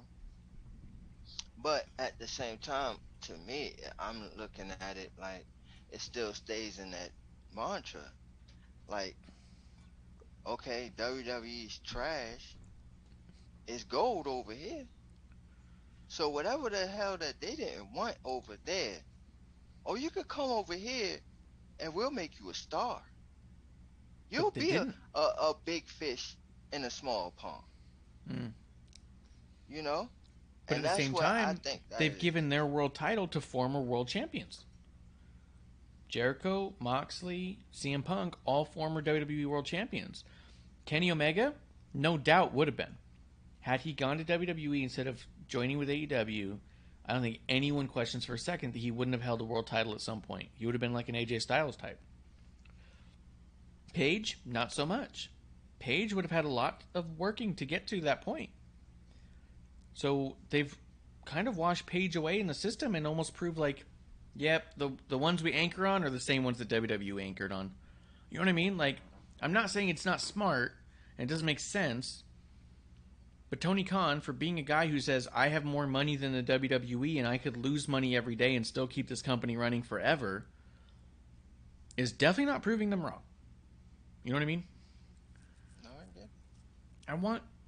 I wanted to see guys like Paige get that time. You know what I mean? I wanted to see guys like Jungle Boy end up with a surprise win. I wanted Eddie Kingston to have the title off Mox.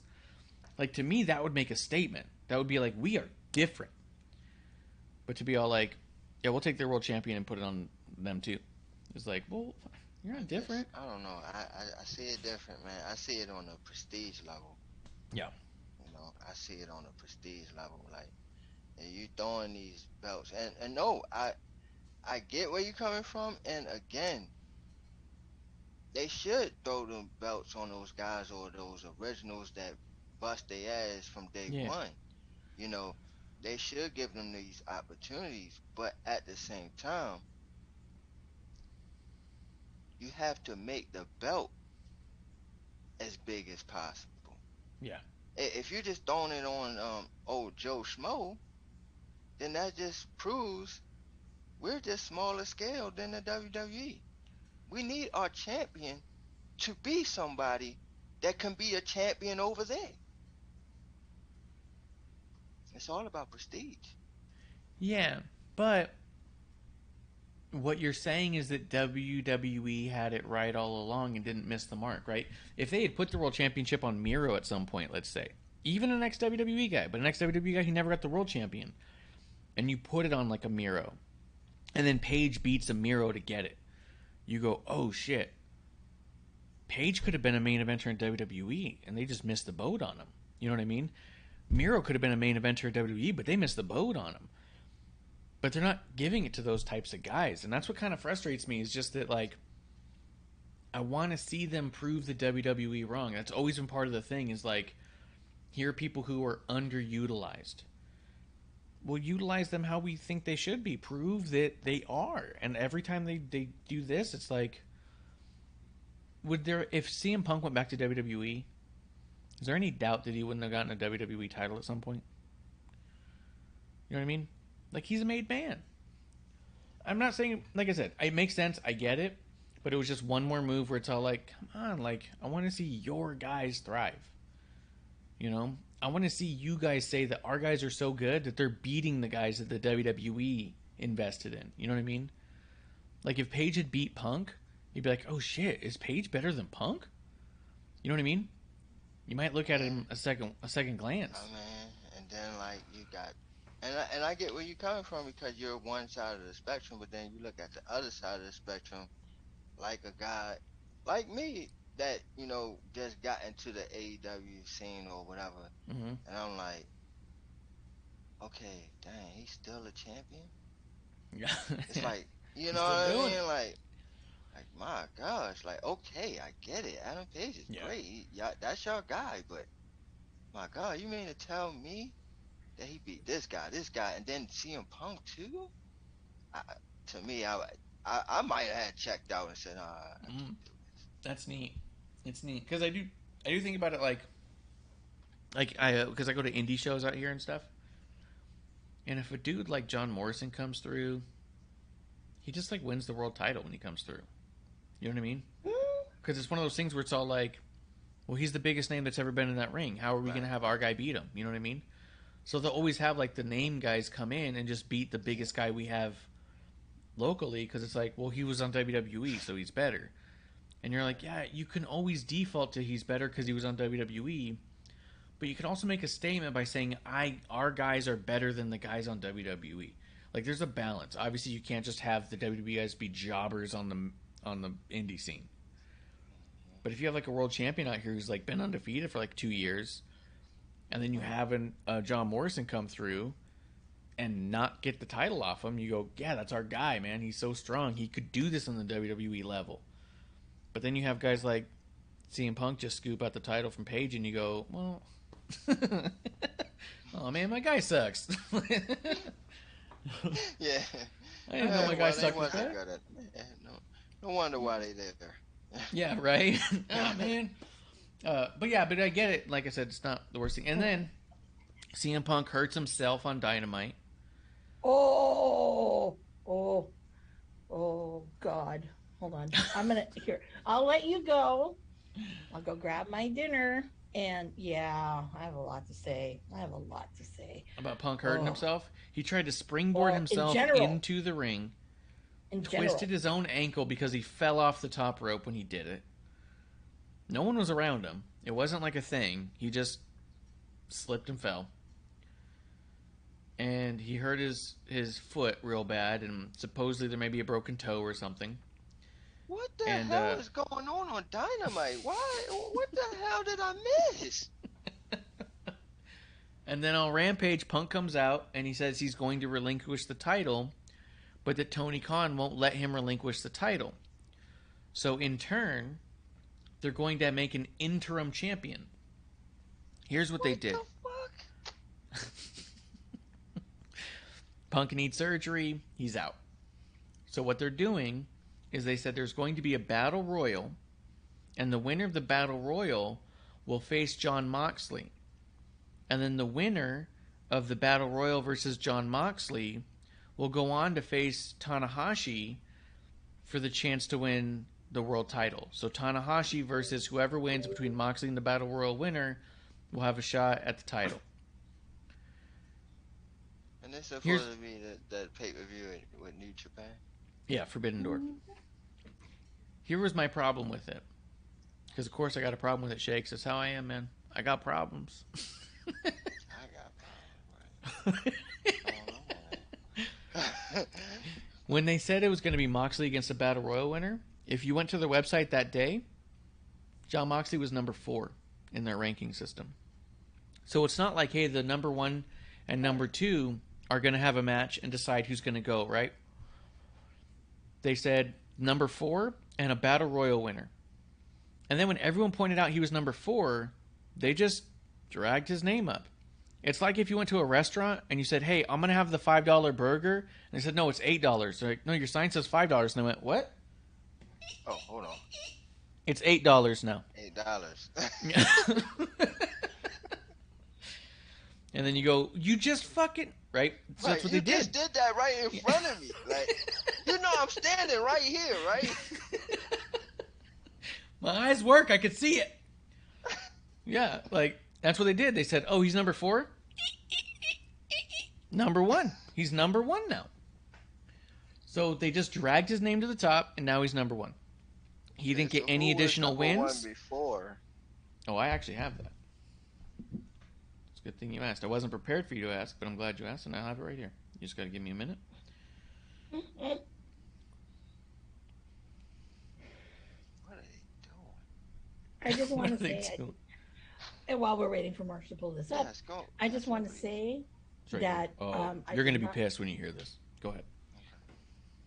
I did not get to go to the California debut of AEW, but that's okay. It did hurt, yes, when Tanahashi with the good hair showed up at Rampage. My heart hurt. I love that. His hair was glorious.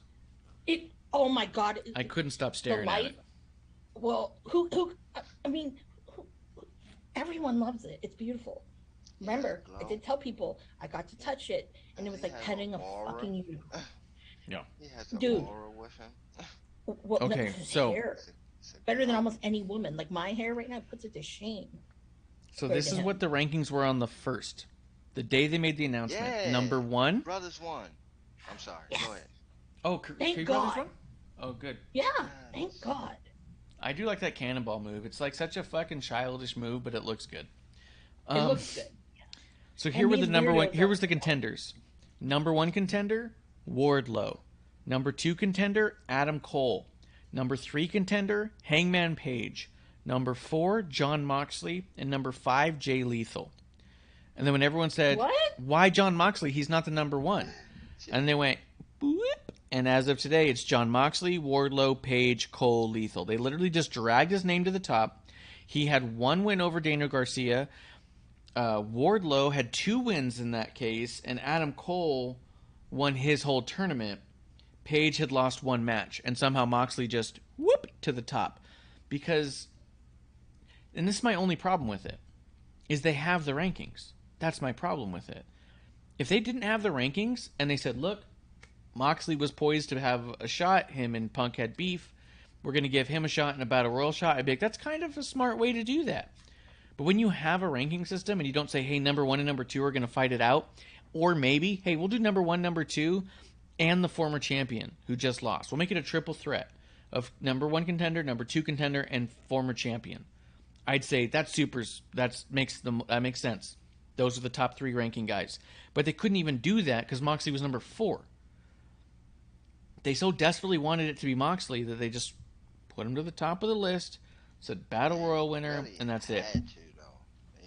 You can't really, like, are you really going to just throw Wardlow in that position? Like, after all the stuff he just went through with MJ, I mean, you basically just got your job in the wrestling world. You just got your job.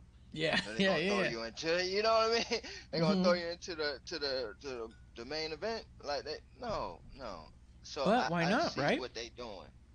No, I think he's still gonna be there, but I think they saying, okay, well, win the Battle Royal, then you'll be there.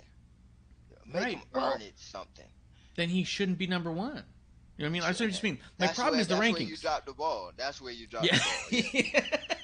Like, he shouldn't have been you fucked up by putting him there. Yeah, right. That's what I mean. Like, what they need to do is just say, look, we're sorry. The rankings don't mean anything. It's just a thing we did. We thought it'd be fun, and it's gotten too complex. Mm-hmm. We're just going to get rid of it. I'd be like, perfect. This all makes sense again. Yeah. Yeah. Analytics of it all. Yeah, analytics. Because think about it. I mean, imagine Moxley, Wardlow, and Hangman Page in a triple threat for a number 1 contender's title spot against Tanahashi or some shit, right? Because Tanahashi gets his guaranteed title shot at Forbidden Door. So say, hey, look, Tanahashi's locked in. You got to figure it out. We're going to put Moxley, Wardlow, and Page in a match, and the winner of that'd be sick, dude. But fucking Battle Royal against your number 4 spot, and then you move him to number 1 because you realized you fucked up? Fuck off. Just slide him up. Whip. Well, he is number 2. It's like an air pump, like just watching his name go up a little bit at a time. Yeah. Well, they are number 2 in the tag team champions ranking, which I don't understand how Swerve and Keith Lee disappeared from the rankings. Yeah, they're not even there but anymore. But yet, my boys. I hate the rankings, dude. I hate the rankings. Opportunity. Y'all not even a tag team anymore. Yeah. Yo, that Hobbs and Starks match on Rampage was like 2.5 minutes long, and they put a promo in picture-in-picture during it. So you didn't even get to see half the short match. I was like, what the fuck is this? No. So confused. But my friend, and I did sell my ticket to. Yeah. It was funny. He was like, he filmed some things. He sent me a video because he was at, I think he went to one of the pay-per-views. Or it's either that or he went to Texas. And when he had like front row, not hard cam side. And it was funny because he'd filmed Ricky and he goes, Ricky, Amanda loves you. Amanda loves you. I'm like, really? God, hilarious. He was joking around, right? I don't think he was very loud, but Kevin's a big guy. But anyways, it was funny. He did the same thing again to me. Like, Jesus. But yeah, no, that was the match that we didn't need to see. So can I go on my Phil? Yeah. Yeah, talk about CM Punk and what you feel about it. Because that was my problem with it, is that they just use the rankings superfluously and just abolish it and move on. Because it would have been clever if you didn't have the rankings. But since you have the rankings, you're spitting in our face for doing it this way. But go ahead. Talk about how CM Punk broke his own toe, falling off the top rope, trying to do a springboard for no fucking reason against a couple of jobbers. Phil. Where do I start? I'm gonna go back to Double or Nothing. I thought Tony would do the right thing, and that would be give Hangman, let him keep the belt. That would have been the right thing to do. Mm-hmm. Because if you go back in time, I know that was not what was on Punk's radar. But now all of a sudden you want a fucking belt? Excuse me, sir? Excuse me? No. Okay. Second, and I am not saying this, I should have prefaced this before I start talking. It's not because I'm hashtag Team Cabana. This is just what I see. Mm-hmm. And it kind of bothers me because, again, Hangman was the one that everybody thought would be champ. Yeah. And I know that had he not gone to AEW, if he had re-signed with Ring of Honor, I honestly really think that he would have been the heavyweight champion, the next one. And he would have rid that out for a while because he was on that kind of a roll. He started to do New Japan. He didn't get to do, the G1. It was almost there, but they didn't want to take a shot on putting someone who's not going to be around with Ring of Honor, potentially. Yeah. So I think that, there's other things I think that I would see Punk more so wanting than a belt, like actually going to Japan and being in one of those tournaments, But Punk, as usual, all about himself. So fast forward to that Wednesday and that match, there's a lot of hype about it. Like, yes, he and FTR have those same philosophies, but he's in right now. And even I would say in his heyday, I don't think he's as good as FTR or was as good.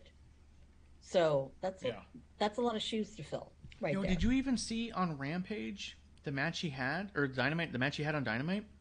He was terrible in it. He was. Punk was off on everything. Yeah. He was super, like, he didn't touch anybody. He was like miscalculating everything. Watched. It was insane. As I'm watching, my producer lady is watching with me, and she's watching and she's all like, "That's the world champion?" And I was like, "Yeah." She goes, "Look, I haven't seen a lot of Punk matches, but like, fuck, he's like not good at all." I was like, I started speculating this. So here's my thought. Maybe a lot of people give Kevin Dunn a lot of shit for having a lot of camera cuts and for shaking the camera during strikes. Mm-hmm. Do you think they got to a point in their training where people were just so goddamn bad at it that Kevin Dunn had to produce it in a way to make it look better? Because in WWE, you never see shit like that. But maybe it's because he doesn't let you see shit like that. Because it's not like these guys haven't been in WWE. Can they all be getting worse, is what I'm saying. I don't think they can all be getting worse. I think the WWE's done a masterful job of protecting all of them for always. Does that make sense? Or it's my thought, at least. Well, also remember that Phil hasn't wrestled in years. Mm-hmm. And we all saw his UFC run. What a joke. Anyways. But not only just that, too, but I don't think he trained at all before coming back. No, I don't think so, yeah. Now, had he done that, maybe it might be a different story. Because he was so gassed when he came back and all this other shit that it's just like, man, this looked like it was probably a good promo. I'm going to have to go back and watch this. Gacy and Braun Breaker. Anyways, so fast forward a little bit to when I saw that injury, I'm like, oh, so that's it? Or what's in my mind is he had this injury before all of this. Yeah. And maybe before Double or Nothing. You think with the foot? Mm-hmm. I don't think so. Because I was watching Dynamite pretty closely. Because I watched Dynamite today, and I'd known about everything already. Mm-hmm. I was watching pretty closely. And he comes off the top for that springboard that he fucks up. Mm-hmm. And he immediately, winces. And then you see him do a move or two, and then he starts favoring his foot. And then you see him look up at the sky and just go fuck. And I'm all like... Did you watch the match, ref? At Double or Nothing? Oh, I did not watch Double or Nothing. No. I don't watch any of those matches. So I do want to see Deeb and Thunder Rosa. So here's the thing. Yeah, go ahead. That's probably why you're saying what you're saying, though. Because, see, I agree with Amanda. That injury happened way before. You think? If you notice in that match, and when you go back and watch it, you'll see it. Their legs kept buckling when they tried to do the buckshot lariat. Both of them. Mm-hmm. Yeah. Both of them. Yeah. So I believe that CM Punk was hurt. Right. Even if he was hurt at Double or Nothing, or he didn't disclose it to Tony, that really throws a huge monkey wrench in things. Now, I don't know why people aren't up in arms about what the fuck. Did this really happen, or what's going on? Because honestly, the way I see it is, you could have kept it on Hangman. Yeah. Because if it was an injury even prior to Double or Nothing, well, what if? But what if it was aggravated prior to Double or Nothing, but on Dynamite he tipped it over the edge? You know what I mean? Because when you work injured, you just injure it worse. You know what I mean? I wonder if he thought I can work through it, I can work through it, and then on Dynamite he lands funny and goes, "Well, that popped, so done." Yep. Yep. I agree with that. Yes. Yeah. But Shakes, are you over there rolling? Oh boy. Are you rolling over there, Shakes? No.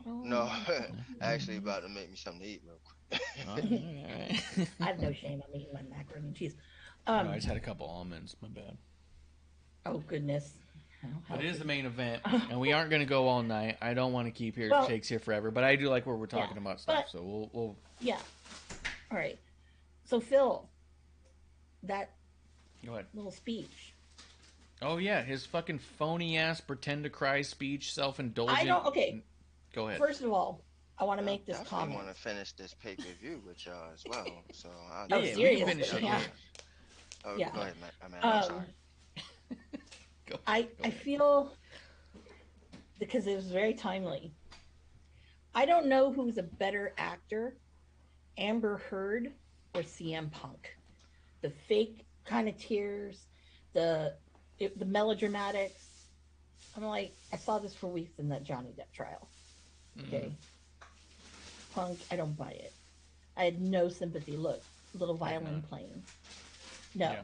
But it wasn't until somebody on Twitter, and I was tagged in it, so I saw it, was somewhere Colt Cabana is clutching a voodoo doll and sitting in, cackling and sitting in the basement of Pro Wrestling Tees. I'm like, yep, He sure probably is.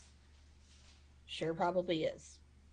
But I think you should make up a little twine voodoo doll and then put like a little red lightning bolt on the front and send it to him so he can make a little video with it.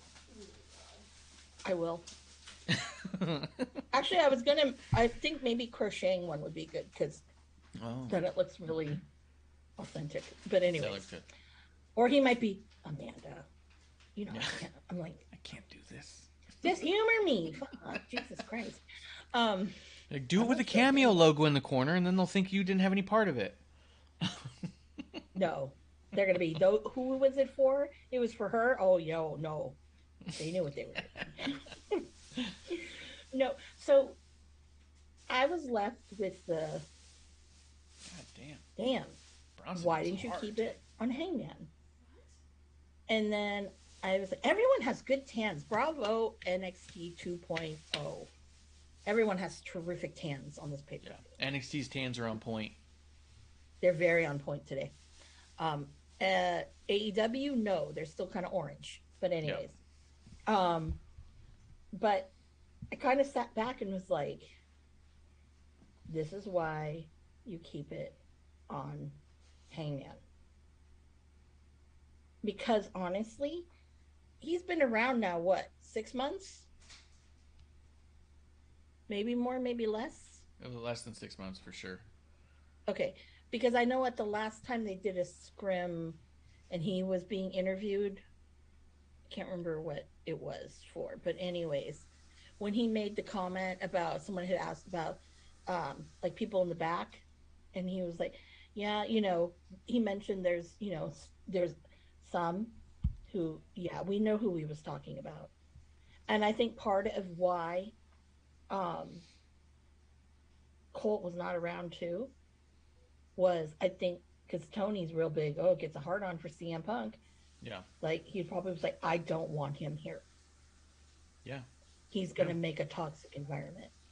And I honestly feel that's probably why things happen the way they do. And what you and I were talking about earlier about the Bucks and going back for Colt. And it makes sense to me. It all makes sense. Because when Tony, and it ties back with MJF. I can't wait for the rise and fall of AEW documentary that talks about how Jericho and CM Punk collectively destroyed AEW. It's going to be the greatest documentary known to man. And not only just that too, but I think now is really the time for Freddie Prinze Jr. to really consider doing this, because that, and I think the Bucks would hightail it out of AEW. Like, we don't need this. We don't need to be executive vice presidents. For what? We don't do anything. It's just a title and some money. Yeah. They can make their own money during merch. If they go back to doing what they were doing, hardcore, they don't need that shit. Casey's got the best facials, by the way. Yeah, right? Elbowed him and just smiled in the camera. Oh, yeah.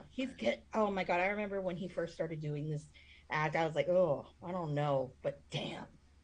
Shit, it's gotten so good. So I think that Tony's got a lot of egg on his face. Because you have... He's probably got a lot of punk spunk, too. I'm just kidding. Keep going. I shouldn't have said that. I shouldn't have said that. That was inappropriate. Boxes, everybody. They all circle jerk back CM Spunk. In Gorilla. Yeah. But I will say... Shakes is like, damn it! Damn it. What kind of show is this? We're professionals. Not. But I love we're journalists. We're journalists now. Like, just like everybody in these media scrims. Don't know why you're there, Denise Salcido. Anyway, I'm going to keep going. But look at it. Like with MJF. MJF was one of his boys. Yeah. He was in love with MJF back in the day. He was in love with him. He loved himself some Sammy Guevara. I think he still does, but I don't know why. But anyways. But the people who he liked, and he used to be a big pro Janela guy. Yeah. what happened. And, you know, the inevitable happened. And I think that when you fall out of Tony's favor, you get the boot. Now, I'm wondering with MJF, who are these other people that he's saying kind of feel the same way? Because he said that. I don't think he said in the promos or anything, but I know he said that. He's not the only one. So I'm wondering who. That's an interesting thought. There. Because the one who, I will say this, I have a feeling it's Starks is one of them. Because he doesn't toe the line like Hobbs toes the line. Hobbs definitely toes the line. I have an issue with that myself, but he toes the line. People like, look at Chuck Taylor. When was the last time he wrestled? And I know he's not injured. Well, in defense, he's never like successfully wrestled. He just gets in the ring. He's always been annoying. He's not getting annoying. He's always been annoying. If you're around the PWG people, they would tell you, fucking Chuck. All right. Yeah, but all right, but just think about it. I do think there's something up to it. I do think there's something's going on with Punk and Jericho in the back, and I do think it's making an influence. That's kind of what I meant about when they put the title on Punk. My first thought was that is a huge highlight in diversion from the original. Because I was at the Double or Nothing Starcast with all the very first Double or Nothing. It's weird. Oh yeah, Joe Gacy's a lunatic. Yes. That's what happens when you're a cult leader. Yeah. Say what? You were at the first one. Yeah, I was at the first ever Double or Nothing, where they were doing all the media things, where it was all like, this is what AEW is going to be, this is what it means, this is what it's going to be like, this is our vision. I was hearing from the Young Bucks and Cody and all them.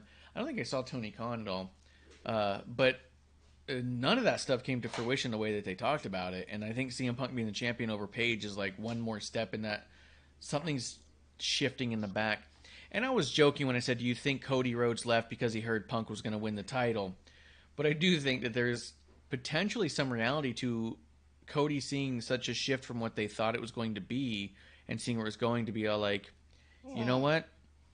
I'm going to let this baby bird fly, and I'm going to do me. I'm going to do what I want to make my legacy solidified.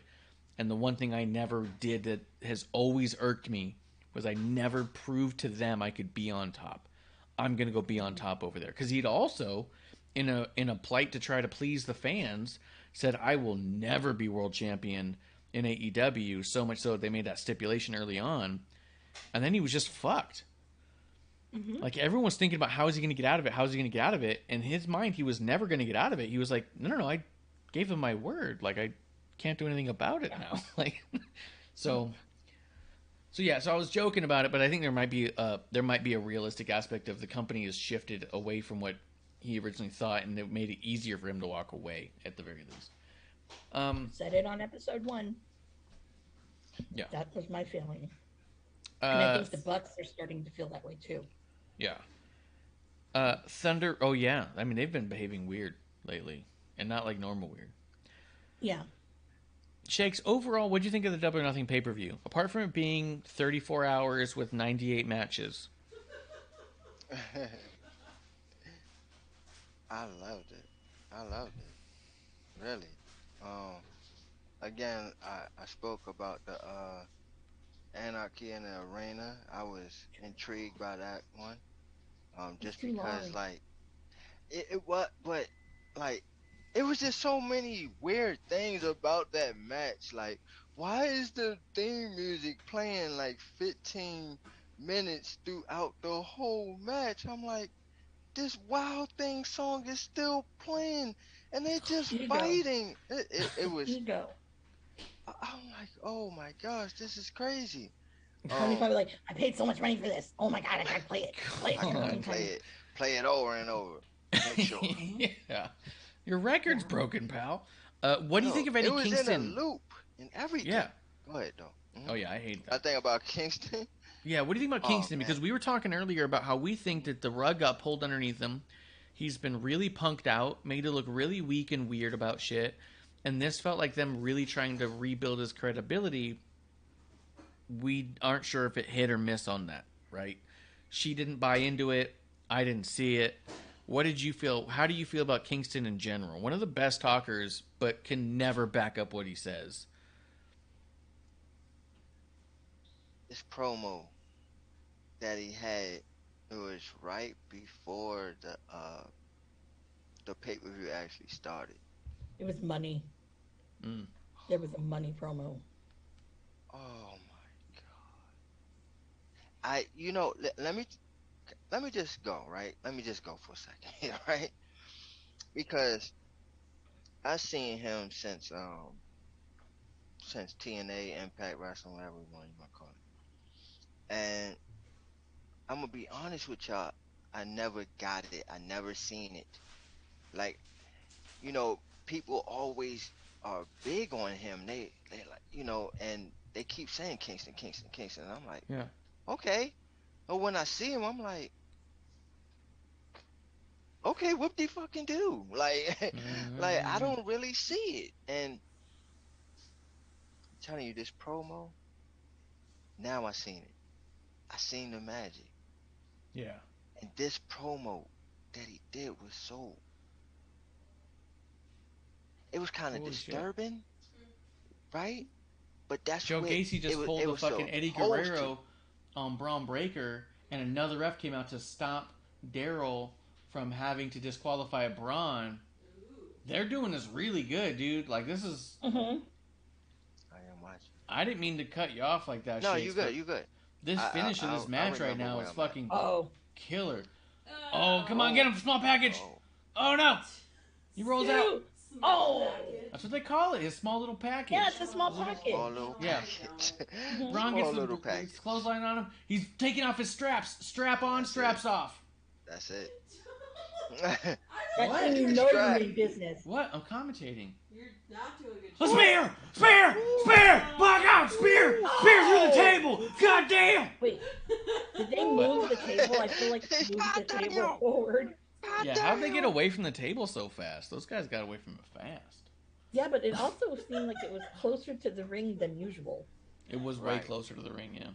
Really was. So, like, Vic Joseph and Wade Barrett are, like, moving the table, just pushing. Yeah. They're like, what was that noise? You didn't hear a little bit closer, just right there. That's perfect. Yeah. And everything's unplugged, mysteriously. Mm-hmm. Mysteriously. I'll get back to that. I just want to see this ending of this. Oh, I know. I think if Braun loses, he goes to the main roster. And if he doesn't, why? Seriously. Okay, so to get back to the Kingston thing, like I was saying, I finally seen that magic in this promo. And this promo, it was a little disturbing, but I think that was the aim. That was the mark. To be so disturbing that you're like, oh, wow, is he okay? Because beginning of it, he's drinking. In the beginning of the promo, he's drinking. And he's like, and he says something that I'm still in that line, Kingston. I'm sorry. I'm going to be saying that line for a long time now. But he says, I drink to chase away to drown my demons, but they know how to swim. Oh, shit. Oh, man. I said, woo. That was cold, man. Yeah. That was cold, man. That was cold. Yeah, that whole thing, he said, man, why? He said, I'm blaming you, Tony. Joe Gacy blows. He low blows him. And he still kicks out. Kicks out. Oh, that man has a family. Sorry, this is. Yeah, Eddie Kingston on the mic is cold, dude. He is so good. Man. He's so good. When we saw him at NWA, he had to beg. He had to he had the crowd in the palm of his hand so much they started chanting "stab him up" because he was like talking shit on someone. Everyone's like, "Stab him." And let me finish on that, right? Oh, go ahead. Because I'm sorry, but in that promo he said so much, right? And he was saying and blaming Tony. Yeah. And he blaming everybody else. He's like, I didn't want to get to this point. Oh, spear. Ooh, fuck, spear. Oh! Ooh. Spear! Spear! The spear! That's it. Calm down.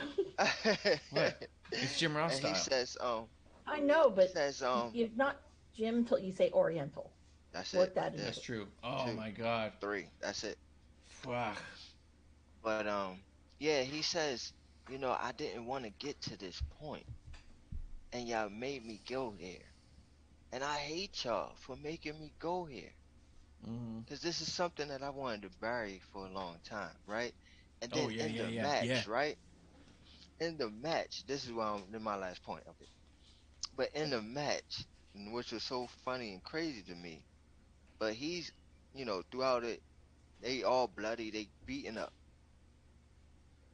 And out of nowhere, he comes down with a tank of gasoline. And not only pours it on Jericho, he's pouring it on Daniel Bryan too. He's just pouring it all over the place. And then he just goes in his pocket and about to light it. Like, oh my. But I hated the fact they didn't do anything with it. And I'm like, are you kidding me? What was the point? It was crazy. Because it almost got out of hand. And for, Daniel Bryan to just intervene, and then they start fighting, and they start scrapping, where I think Moxley had to try to break them up. That was just, I love that match, man. That match was funny crazy. I don't know if you thought this was funny. I thought this was funny at the end of the match when Moxley was in the barbed wire, and he was just chilling, stuck in the barbed wire for like forever, it seemed. And I'm like, oh my God. And then when they were trying to get him out of it, he was seriously stuck in there. It was kind of funny to me. Yeah, because he couldn't even help when they was choking Brian out. That looked blatant as hell. I was like, oh my God. Yeah. But when they was choking him out, I'm like, dang, he can't even help him because he's just stuck. He's done. he's out of the match. He's out of commission of that. So yeah, that match was great. Yeah, and I think this was a good pay-per-view. So yeah, I think it didn't do Eddie any good. He still looks like a bitch, but even worse than that. Here's the problem: they keep having Eddie say these fucking banger lines, and he sounds like such a fucking badass. And then he goes out there and just gets his ass handed to him. He fucking falls asleep because of sparklers. Like, they just have him look like an idiot. And I'm like, fuck, dude, like... Sparkler Kate. Yeah. Yeah. See, like, Shakes was talking about, like, he brought a can of gasoline out. And he was pouring it on people. Brought the lighter up, but nothing ever became of it. It's like, what the fuck was that? I'm like, I was just like, oh, this is a shit show. That went on way too long because, I don't know, I don't think those two dudes, whatever they're called, 2.0, they're annoying as fuck. Yeah, I don't understand why they're getting that Jericho rub. Yeah, man. What's the dude that he kind of looked like Brutus the Barber Beat Kid? Y'all remember Brutus? Oh yeah. He's talking about the one guy from the 2.0, the one who has a stupid voice. Yeah. Yeah. Yeah. I was like, I know you're not talking about Daniel Garcia. That's the only one of those guys that has talent. No. And he when he came out on Rampage and Dynamite and cut his little promo, he had all these fucking cut marks where he cut himself so clearly, and you're like look at his head from those battle wounds. I was like, it's clearly half-inch cut marks from where he did it. Like Homeboy bladed, really. Yeah. And like, come on now, the curtain. We're not stupid, okay? Yeah. Matter of fact, just don't mention it, and I'll see it and go like, "Oh man, his head's cut up." But when you say it, I'm gonna have to start looking at it and be like, "Well, no, it's like Sprinklergate. Sprinklergate. When that happened, and those sparklers, when that happened, I'm like, why are they making this like it was the most dangerous thing in the world? It was like boop boop, and you have more pyro in someone's entrance. I never understood that, but. That's just me. So, but yeah, I feel like I don't know. It did go on a little bit too long. Oh, what we didn't talk about? Go ahead, hit it. Talking about Diva and Rosa. Well, I want you to watch it first before we come to Deep and Rosa. To be fair, I want Shakes. Did you like Deep and Rosa? Yeah, I did. It was a real scrappy type of fight. And I liked it. I loved it. Thunder Rosa is amazing. Like a Latina, real Latino fight, bro. Yep. They brawl. They brawl. Yeah. Oh, guess what? I was right. The promo is still up somewhere. If you go to watchwrestling.ai to Dynamite, and it is. I'll tell you exactly what time. Tweet the link to him. Not like DM it to him. I'll DM it. Shakes NYG. Oh, I know. I'm following him. Yeah, well, I'm putting him over on the show. We're live. Like people can hear it. So I'm saying. Oh, that's right. Oh, yeah. Excuse me. It's not just a Christ. So what was the thing you wanted to mention that we didn't talk about before we wrap this up? Okay. Can I say I was very disappointed in we didn't hear Anu with those damn stupid 2 in the tag team? I was disappointed that Luchasaurus and Jungle Boy held on to the titles myself. Yeah, I felt like any team but them I would have been happy with. Yeah, and that's how I felt too. Obviously one more in particular than the other. Yes. But Luchasaurus I thought was very botchy, as usual, in that match. He's not a good wrestler, and I don't understand why Tony Khan has put so much stock into him. Because honestly, like, I've seen Jungle Boy wrestle for a long time. He's good by himself. He doesn't need this fucking sideshow gimmick over here, you know? And I really think that, you know, you've got 4 men that are very talented. Because I will say this. Everybody shined in that except for Luchasaurus. And I'm not saying because I don't like him. You could tell. He was in a league. He was way out of his league in that match. And Swerve was like ring general in there. I think that he really controlled that whole thing. And I thought it was amazing.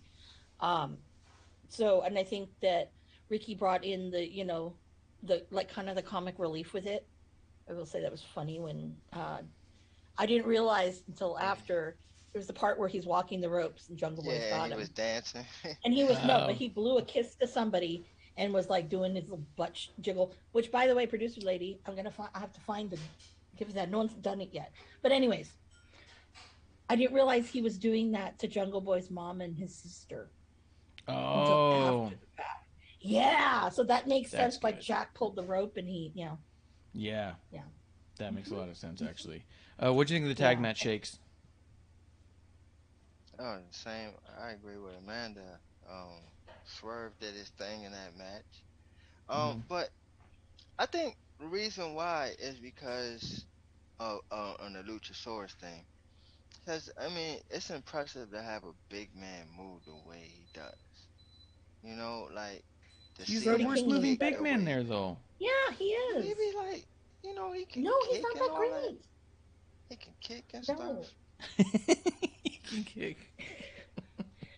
He can kick. Oh, my God. You know? Yeah, that's good enough for me. You know, nice little roundhouse kick, you know, known for that one.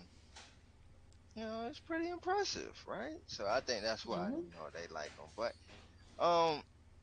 no, the match was great. Again, great moments, just like she just mentioned when he was on the ropes dancing. I didn't know that as well, so that makes it even more funnier. So, I agree. Ring general there by Swerve. The moves that he was bringing out in that match is oohs and ahs the whole time. It's oohs and ahs. So we were saying earlier that it felt like they actually won the match, but go ahead. It felt like also the triple threat before that match. I don't remember if we were able to squeeze you on the show that we talked about that or not, or if we just talked about it in general, but we felt like Swerve was running that match too. Like, I feel like that he's really, I think since leaving WWE, he's got a little bit more cockiness to him, but he's backing it up. And I think he's walking into that ring saying, like, trust me on this. And he's getting people through it.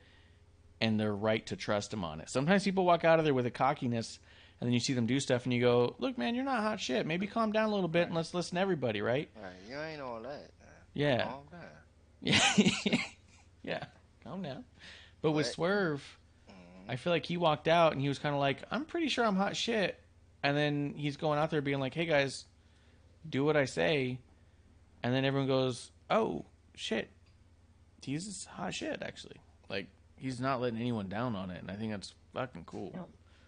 That's why that the match with him and Jungle Boy and Starks was so good, is because of that. Because it really brought out everybody's, all of, the good stuff that makes each of these guys great.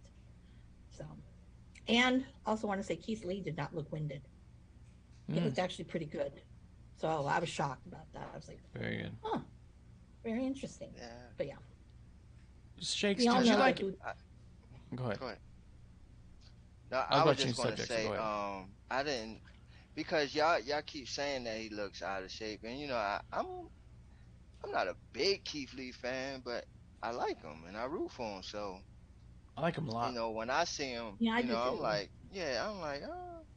I mean, he may have been a little bit out of weight, and that's fine. He was sitting on the couch for a second, but right.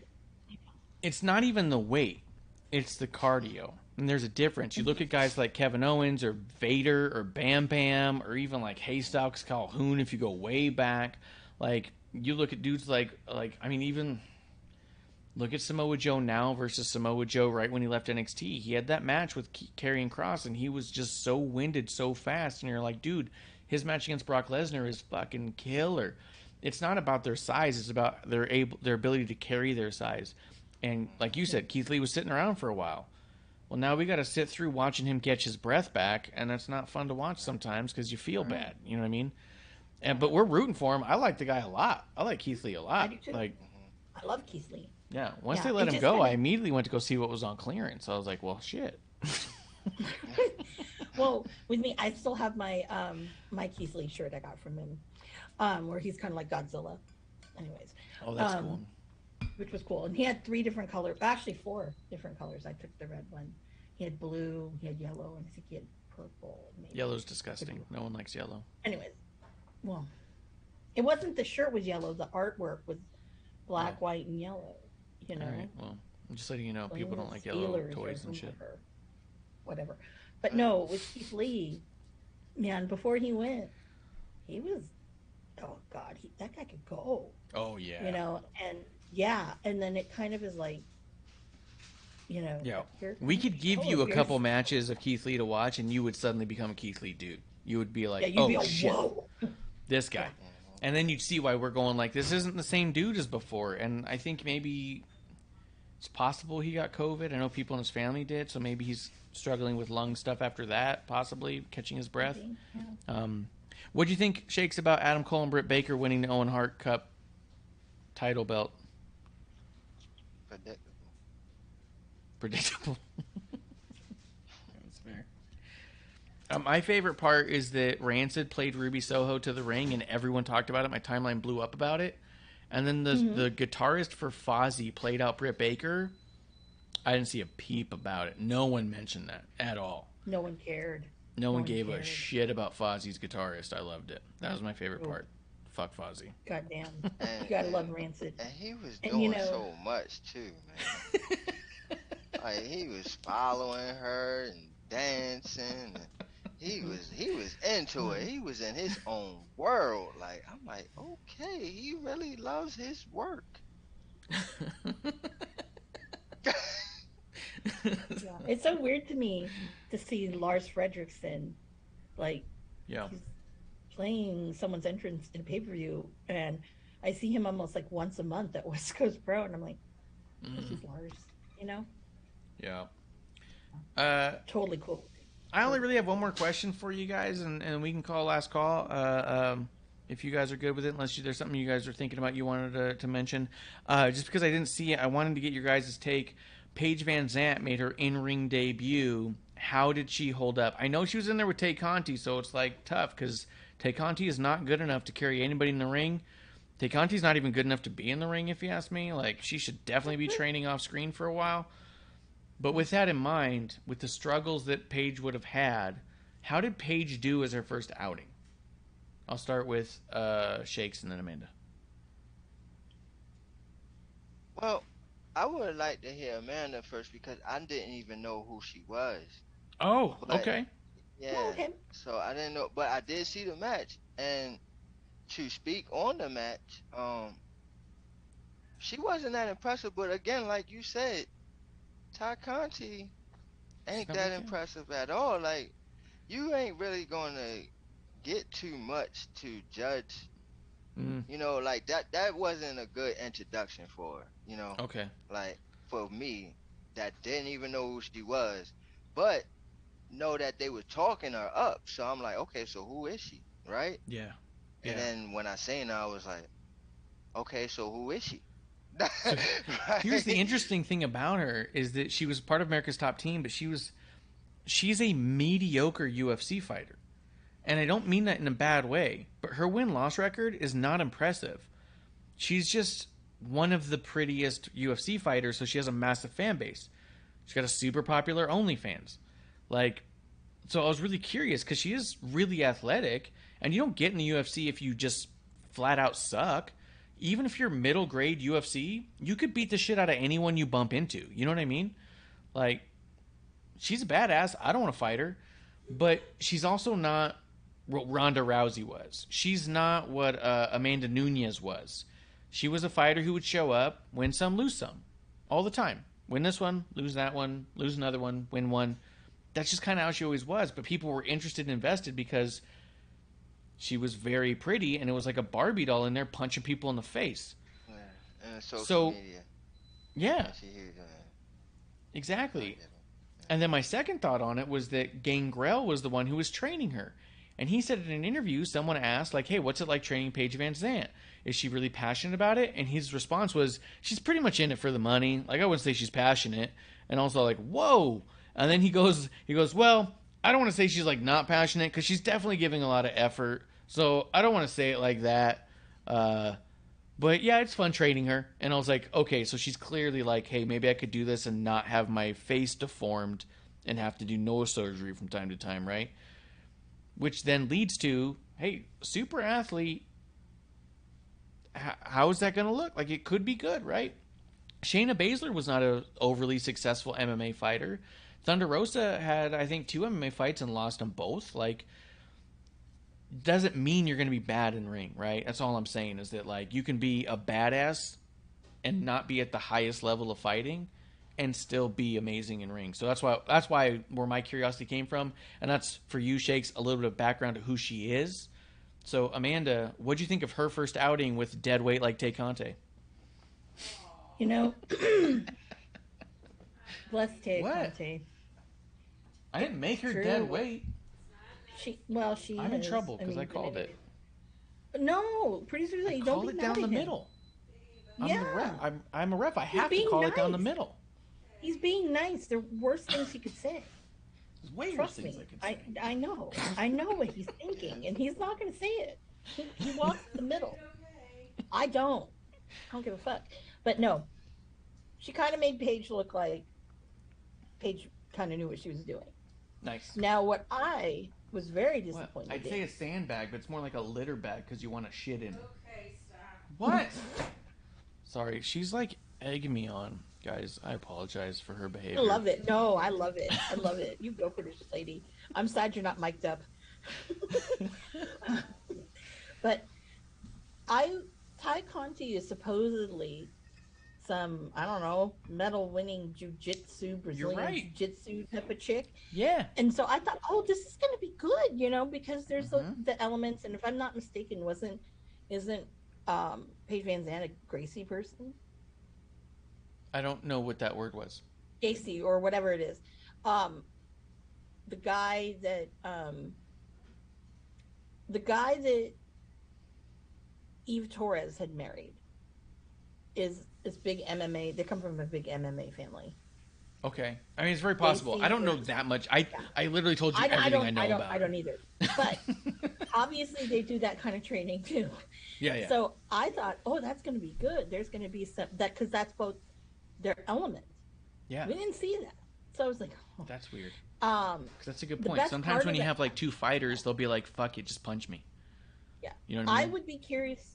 Yeah, but I would be curious to see Paige versus Marina Shafir. Yeah. Yes. Because that's a good test to. I think Marina Shafir is so fucking badass. She truly is one of the ones. As much as I defend because I'm a homer for WWE and I'm totally biased and I know it, Marina Shafir is definitely one that they 100% dropped the ball on. And I don't know why. Yeah, maybe it was her attitude. Maybe there's a reason they had to. But she is so good. When I've seen her live, I saw her in Bloodsport. And she was the one person in that whole little clique that they never utilized at all. Yeah. Except like twice in the Raw Underground. And she was the most impressive woman in the whole time they did it. Yeah. So she's one that I agree. She could be fucking money. Oh, yeah. But I will say I think with Marina Shafir, a lot of it is after she had the baby. Mm-hmm. That could have been that could have been a part of it too. But, whatever. But, but Tay Conti, there were two great things in the match. When she accidentally punched Sammy in the balls, I was great. I was on the floor crying. It was amazing. And the most amazing was when Sammy super kicked her in the face. And it was just as hard as the one he did at AAA. And I'm like, damn. Mm-hmm. Damn, bitch went down. And I Nice. I think everybody around the world was laughing. When it was like, woo! Goal! You know? It was pretty funny. But I will say that the match was really kind of useless. You know? Well, I mean, who are you really? It wasn't. Yeah. And that's why my only question was, how did Paige do? Because for me, there was nothing at all interesting about anything going into it other than Paige's first match. So it was like, how did she do? Everything else be damned, you know? Yeah. Anything else that either of you guys wanted to talk about, AEW or NXT at all? Like, Shakes, was there anything that you wanted to bring up? No, because I didn't even watch Dynamite, so a lot of stuff happened after that pay-per-view that I got to go ahead and catch up on. I know. I said a couple things were big, and you went, what? Mm-hmm. Yeah. You have a link now. Yeah. Yeah, you got to see that promo, dude. You got to watch that. Yeah, text me when you see it, because it's fire. Hot fire, man. No, I do want to say this. Hookhausen is very overrated. I was going to ask about them, but I looked at it for a while, and I was like, I just don't think I care enough to know how they even did on the buy-in. Like, were they fun at all? No. I not at all. Even Shake's saying, though. And he likes some goofy shit. I like goofy shit. That's true. You like Wendy Chu. That's true. Hi, Cookman. How you doing? No. I don't know. There was something about it that just looked like, I don't know. Like, I don't know. I wonder about Hook sometimes. He's good for what he does, but I'm like, but he's gotten over so hardcore with everybody. Yeah. I think that he's one of the homegrowns that everybody loves and is invested in. Have you noticed they've pulled back on Orange Cassidy some since Hook and Danhausen have been doing stuff? Orange Cassidy's injured. You say that like he was a dude who wrestled every week. He was. That motherfucker came out all the time and stared at people and disappeared. Like, he could easily keep doing that. Danhausen was injured when they signed him and they rolled him out in a wheelchair. Like, I keep hearing, because that's what I mean. They're pulling him back on Orange Cassidy, and I've heard from everyone go, well, he's injured. Well, what did he do when he was not wrestling? Because he wrestled like 4 matches in 2 years. Like, you know what I mean? Like, I'm just saying they could still utilize him. That's all I'm saying, is that there's a way to utilize him where he's not. Right? Bret Hart had a broken leg, and he still ran the Hart Foundation for a year out of a wheelchair. And took a super kick to the face with a broken leg and fell out of the wheelchair because Bret Hart's a badass. Yeah, and Orange Cassidy, I don't think is a badass like that. So come on, fireball in your face. Real. Be real. Yeah, because I'm a wizard. Yeah. Again, I'm posing this to anybody out there. I want someone to give Jericho, go make him a wizard wand at the Harry Potter thing at Universal, either Florida or in California, and give it to him. Why? Because he's a wizard. That's a good point. Wizard. If I was a fan of Jericho's, I would have done it, but I'm not. Oh, makes sense. That's a lot of money to waste. Makes sense. And make a holster, so you have it on his hip. and make a holster. You can whip it out, and that would be cool. But whatever. But no, I see what you're saying about Orange Cassidy, but I tell you, the Trent Beretta, they need to bring Rocky Romero back full time. Roppongi Vice, that's where the money is. That was because cool. Everybody knows who's smart. That Trent Beretta is the one. He's the one that made the best friends. He's the one who took all of the bumps and he took everything. Well, you say that like the best friends weren't insufferable. I am saying that Trent Beretta was the only one in there that I was like, I don't understand why this guy's not doing more. Everyone else, I was like, I get it. That's probably the best they can do for themselves. But Trent Beretta, I was always confused. Like, why is he not doing more, bigger, better? He was. Everyone so like, with him. Yeah. Yeah. So him being with Rocky, when I saw that the other day, I was like, oh, it's that Roppongi Vice thing she keeps talking about. I don't know what the fuck it's supposed to mean. I don't know why I care. The dude's got a goddamn eye patch. He's a pirate, whatever. But then the match was fantastic. And I was like, okay, I can do this. Like, these dudes look legit. They look like they're here to fight. Yeah. And I'm into that, what is it? IWGP Junior Heavyweight Champion 4 times. It's a lot of words for one accolade. That is. But there's even more. I mean, Roppongi, I don't know how much you know about Roppongi, but Roppongi's like the party place of Japan. The Roppongi. It's in Japan? I know about Ribera Steakhouse. That's all I know about Japan. Yeah. And the cat. What? The Lucky Cat. I know the Lucky Cat. I know Ribera Steakhouse. No, that's Japanese for sure. You don't know Hello Kitty? That girl's Japanese, but apparently her backstory. Yeah. Oh, I used to go to the Sanrio store all the time. I know about the twins and everything. The twins? Yeah, the Sanrio twins. People don't know about the twins, but I know about the twins. I know about the twins. I know about them all. Twins. Yes. Oh, you know about the twin Shakes? No, I don't know nothing about it. That's my dream tattoo. Is I want wrestlers. Actually, I want Sanrio characters as different wrestlers. So the little. So the twins, you could do Colt and Punk. No. I already have planned out. The twins are the Young Bucks. Okay. I already had this planned out. All right. Bats Maru, the very disgruntled owl. Bats Maru's an owl? I thought that was a penguin. Yeah. No, he's an owl. Oh. Look at his hair. He's got like I think he was like an emperor pig. He had like all the emperor penguin. No, they already had a penguin. Tuxedo Sam. Yes, Tuxedo. Yeah, sorry. Blue guy. Yeah, no. Hello Kitty, I wanted her to be have like the Marty Squirrel mask. And then the top hat with the bow. Oh my God. Yeah. That's only Marty by there. He's like, oh, that's brilliant. And I go, I know, I'm not. Yeah. I said, you bumped Colt Cabana out of the Hello Kitty spot. Which is crazy because Suzuki already did it, which is the nutty part. The Hello Kitty collab? Yeah. Yeah. Well, New Japan was doing it first. Yeah. And then because of his 50th, he decided to, the 30th anniversary of whatever. Yeah, then he did it. But again, Roppongi Vice is great. So I told you, that's why I fangirl and get all giggly, because that was one of my favorite things of New Japan. This is true. She gets giggly. Vice. You guys ready for last call? Mm-hmm.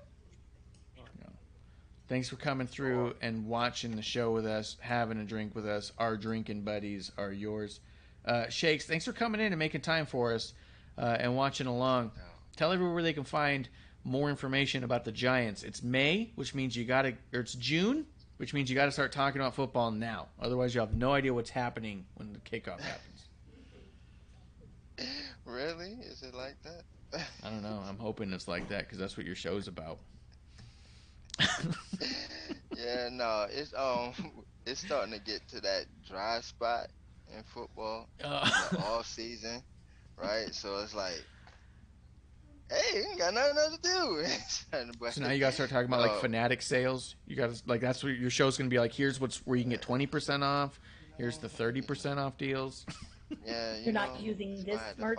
Ways, yeah. No, it's always good fun to talk sports, Giants, talk any sports really that we do. So go ahead and check us out, the Shakedown Sports Podcast.com or YouTube / the Shakedown Sports Podcast. So check us out. Oh, and also any business inquiries, go ahead and hit my email, shakes301984@gmail.com.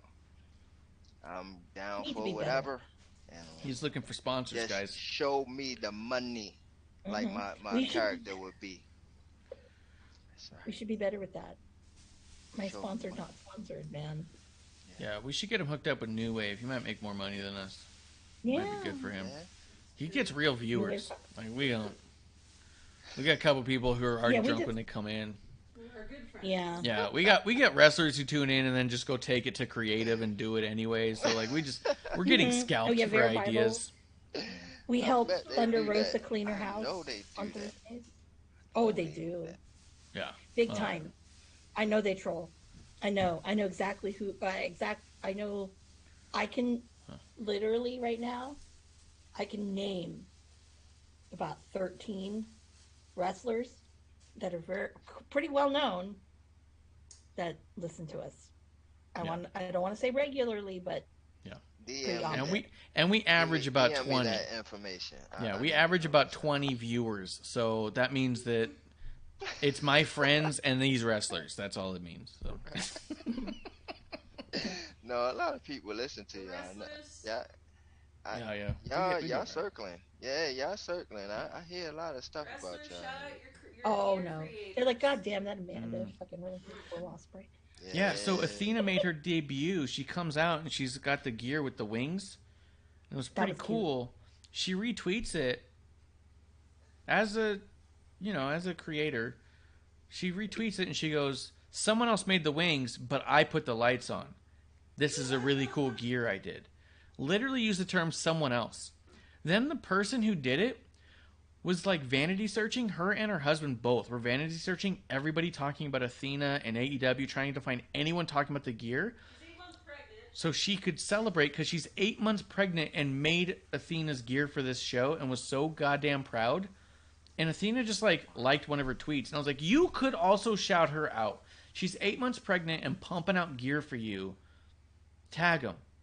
Tag your gear makers, your creators. If someone drew you a t-shirt, tag them. Because just you saying this person did the thing for me could be the one thing that creator needs to have a career long term. They just need that push over the mountain. And if you're hiding them for yourself, you're keeping them from success. And that's not fair. So guys, anyone you get, any creator who's helping, tag them and blow it up, because it just takes the right client or two to make the difference in someone's entire life forever. Mm-hmm. And you're not the one if they're not already set for life. Pass it on. So pass it on. I'm glad you said that, and that's awesome. Because just for example, real quick, I ain't gonna make it long, but on my show, we have a round table, right? Have a round table, and the beautiful thing about it was, we've been doing it for a while, and we brought in this other guy that's been covering the Cowboys for a while. Mm-hmm. But then we also brought in a guy that just started doing something for the Commanders, a podcast. Yeah. And so this was huge for him. To get on YouTube and to be able to showcase what he can do. Yeah. That was huge. And we was just like, man, it's huge for you to come on the show, but he was like, man, this is a great opportunity for me. So to put somebody in that position with somebody that's already been doing it, or you know what I mean, Yeah. you just never know, man. And somebody that didn't know about that person actually see it. So, like you Yeah. said, man, I'm glad you said that. And shout outs to all my guests that's been on the show in future, because we got some big things coming up next week as well. So Yeah. They please get like big and time subscribe. Yeah. Speaking of guests we've had on the show, do you know Stackhouse is doing a tournament of survival this weekend? Where is it at? Jersey for GCW. I would say unlikely, just based off everything I've seen him do has been kind of Texas, Oklahoma area, but I can check into it. Is that like something he should do? Yeah, because it's a big thing. Because this is where last year they did the Deathmatch Hall of Fame, and they inducted people in there, and that was the first one. Yeah, where Phil was there. He shouldn't have been inducting Prazak. We all know who should have done it, but anyways, I'm not gonna. Anybody could have, but yeah, no. But yeah. All good. Yeah, check out Sam Stackhouse. For no other reason than we shout him out because he's our number one. He was the first dude to ever show up in our chat. I got his new GCW card. Mm-hmm. I mean, that's glaring. There it is. Nope. I still need one. Yeah, there it is. Yep. Yeah.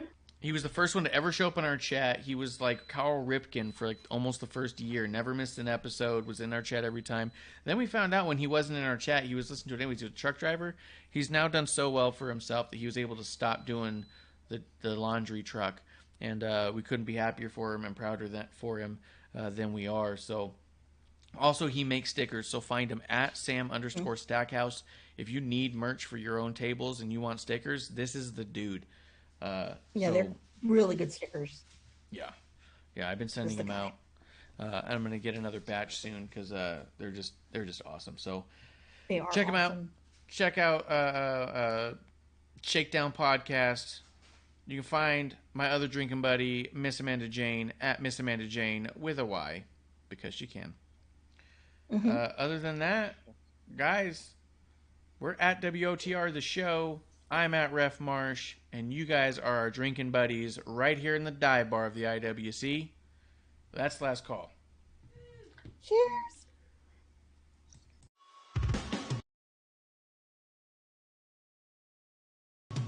Continue to support us or buy us a drink by following and putting the I in subscribe on Twitch. Or subscribe and review our podcast on Apple Podcasts or wherever you listen to us. Cheers!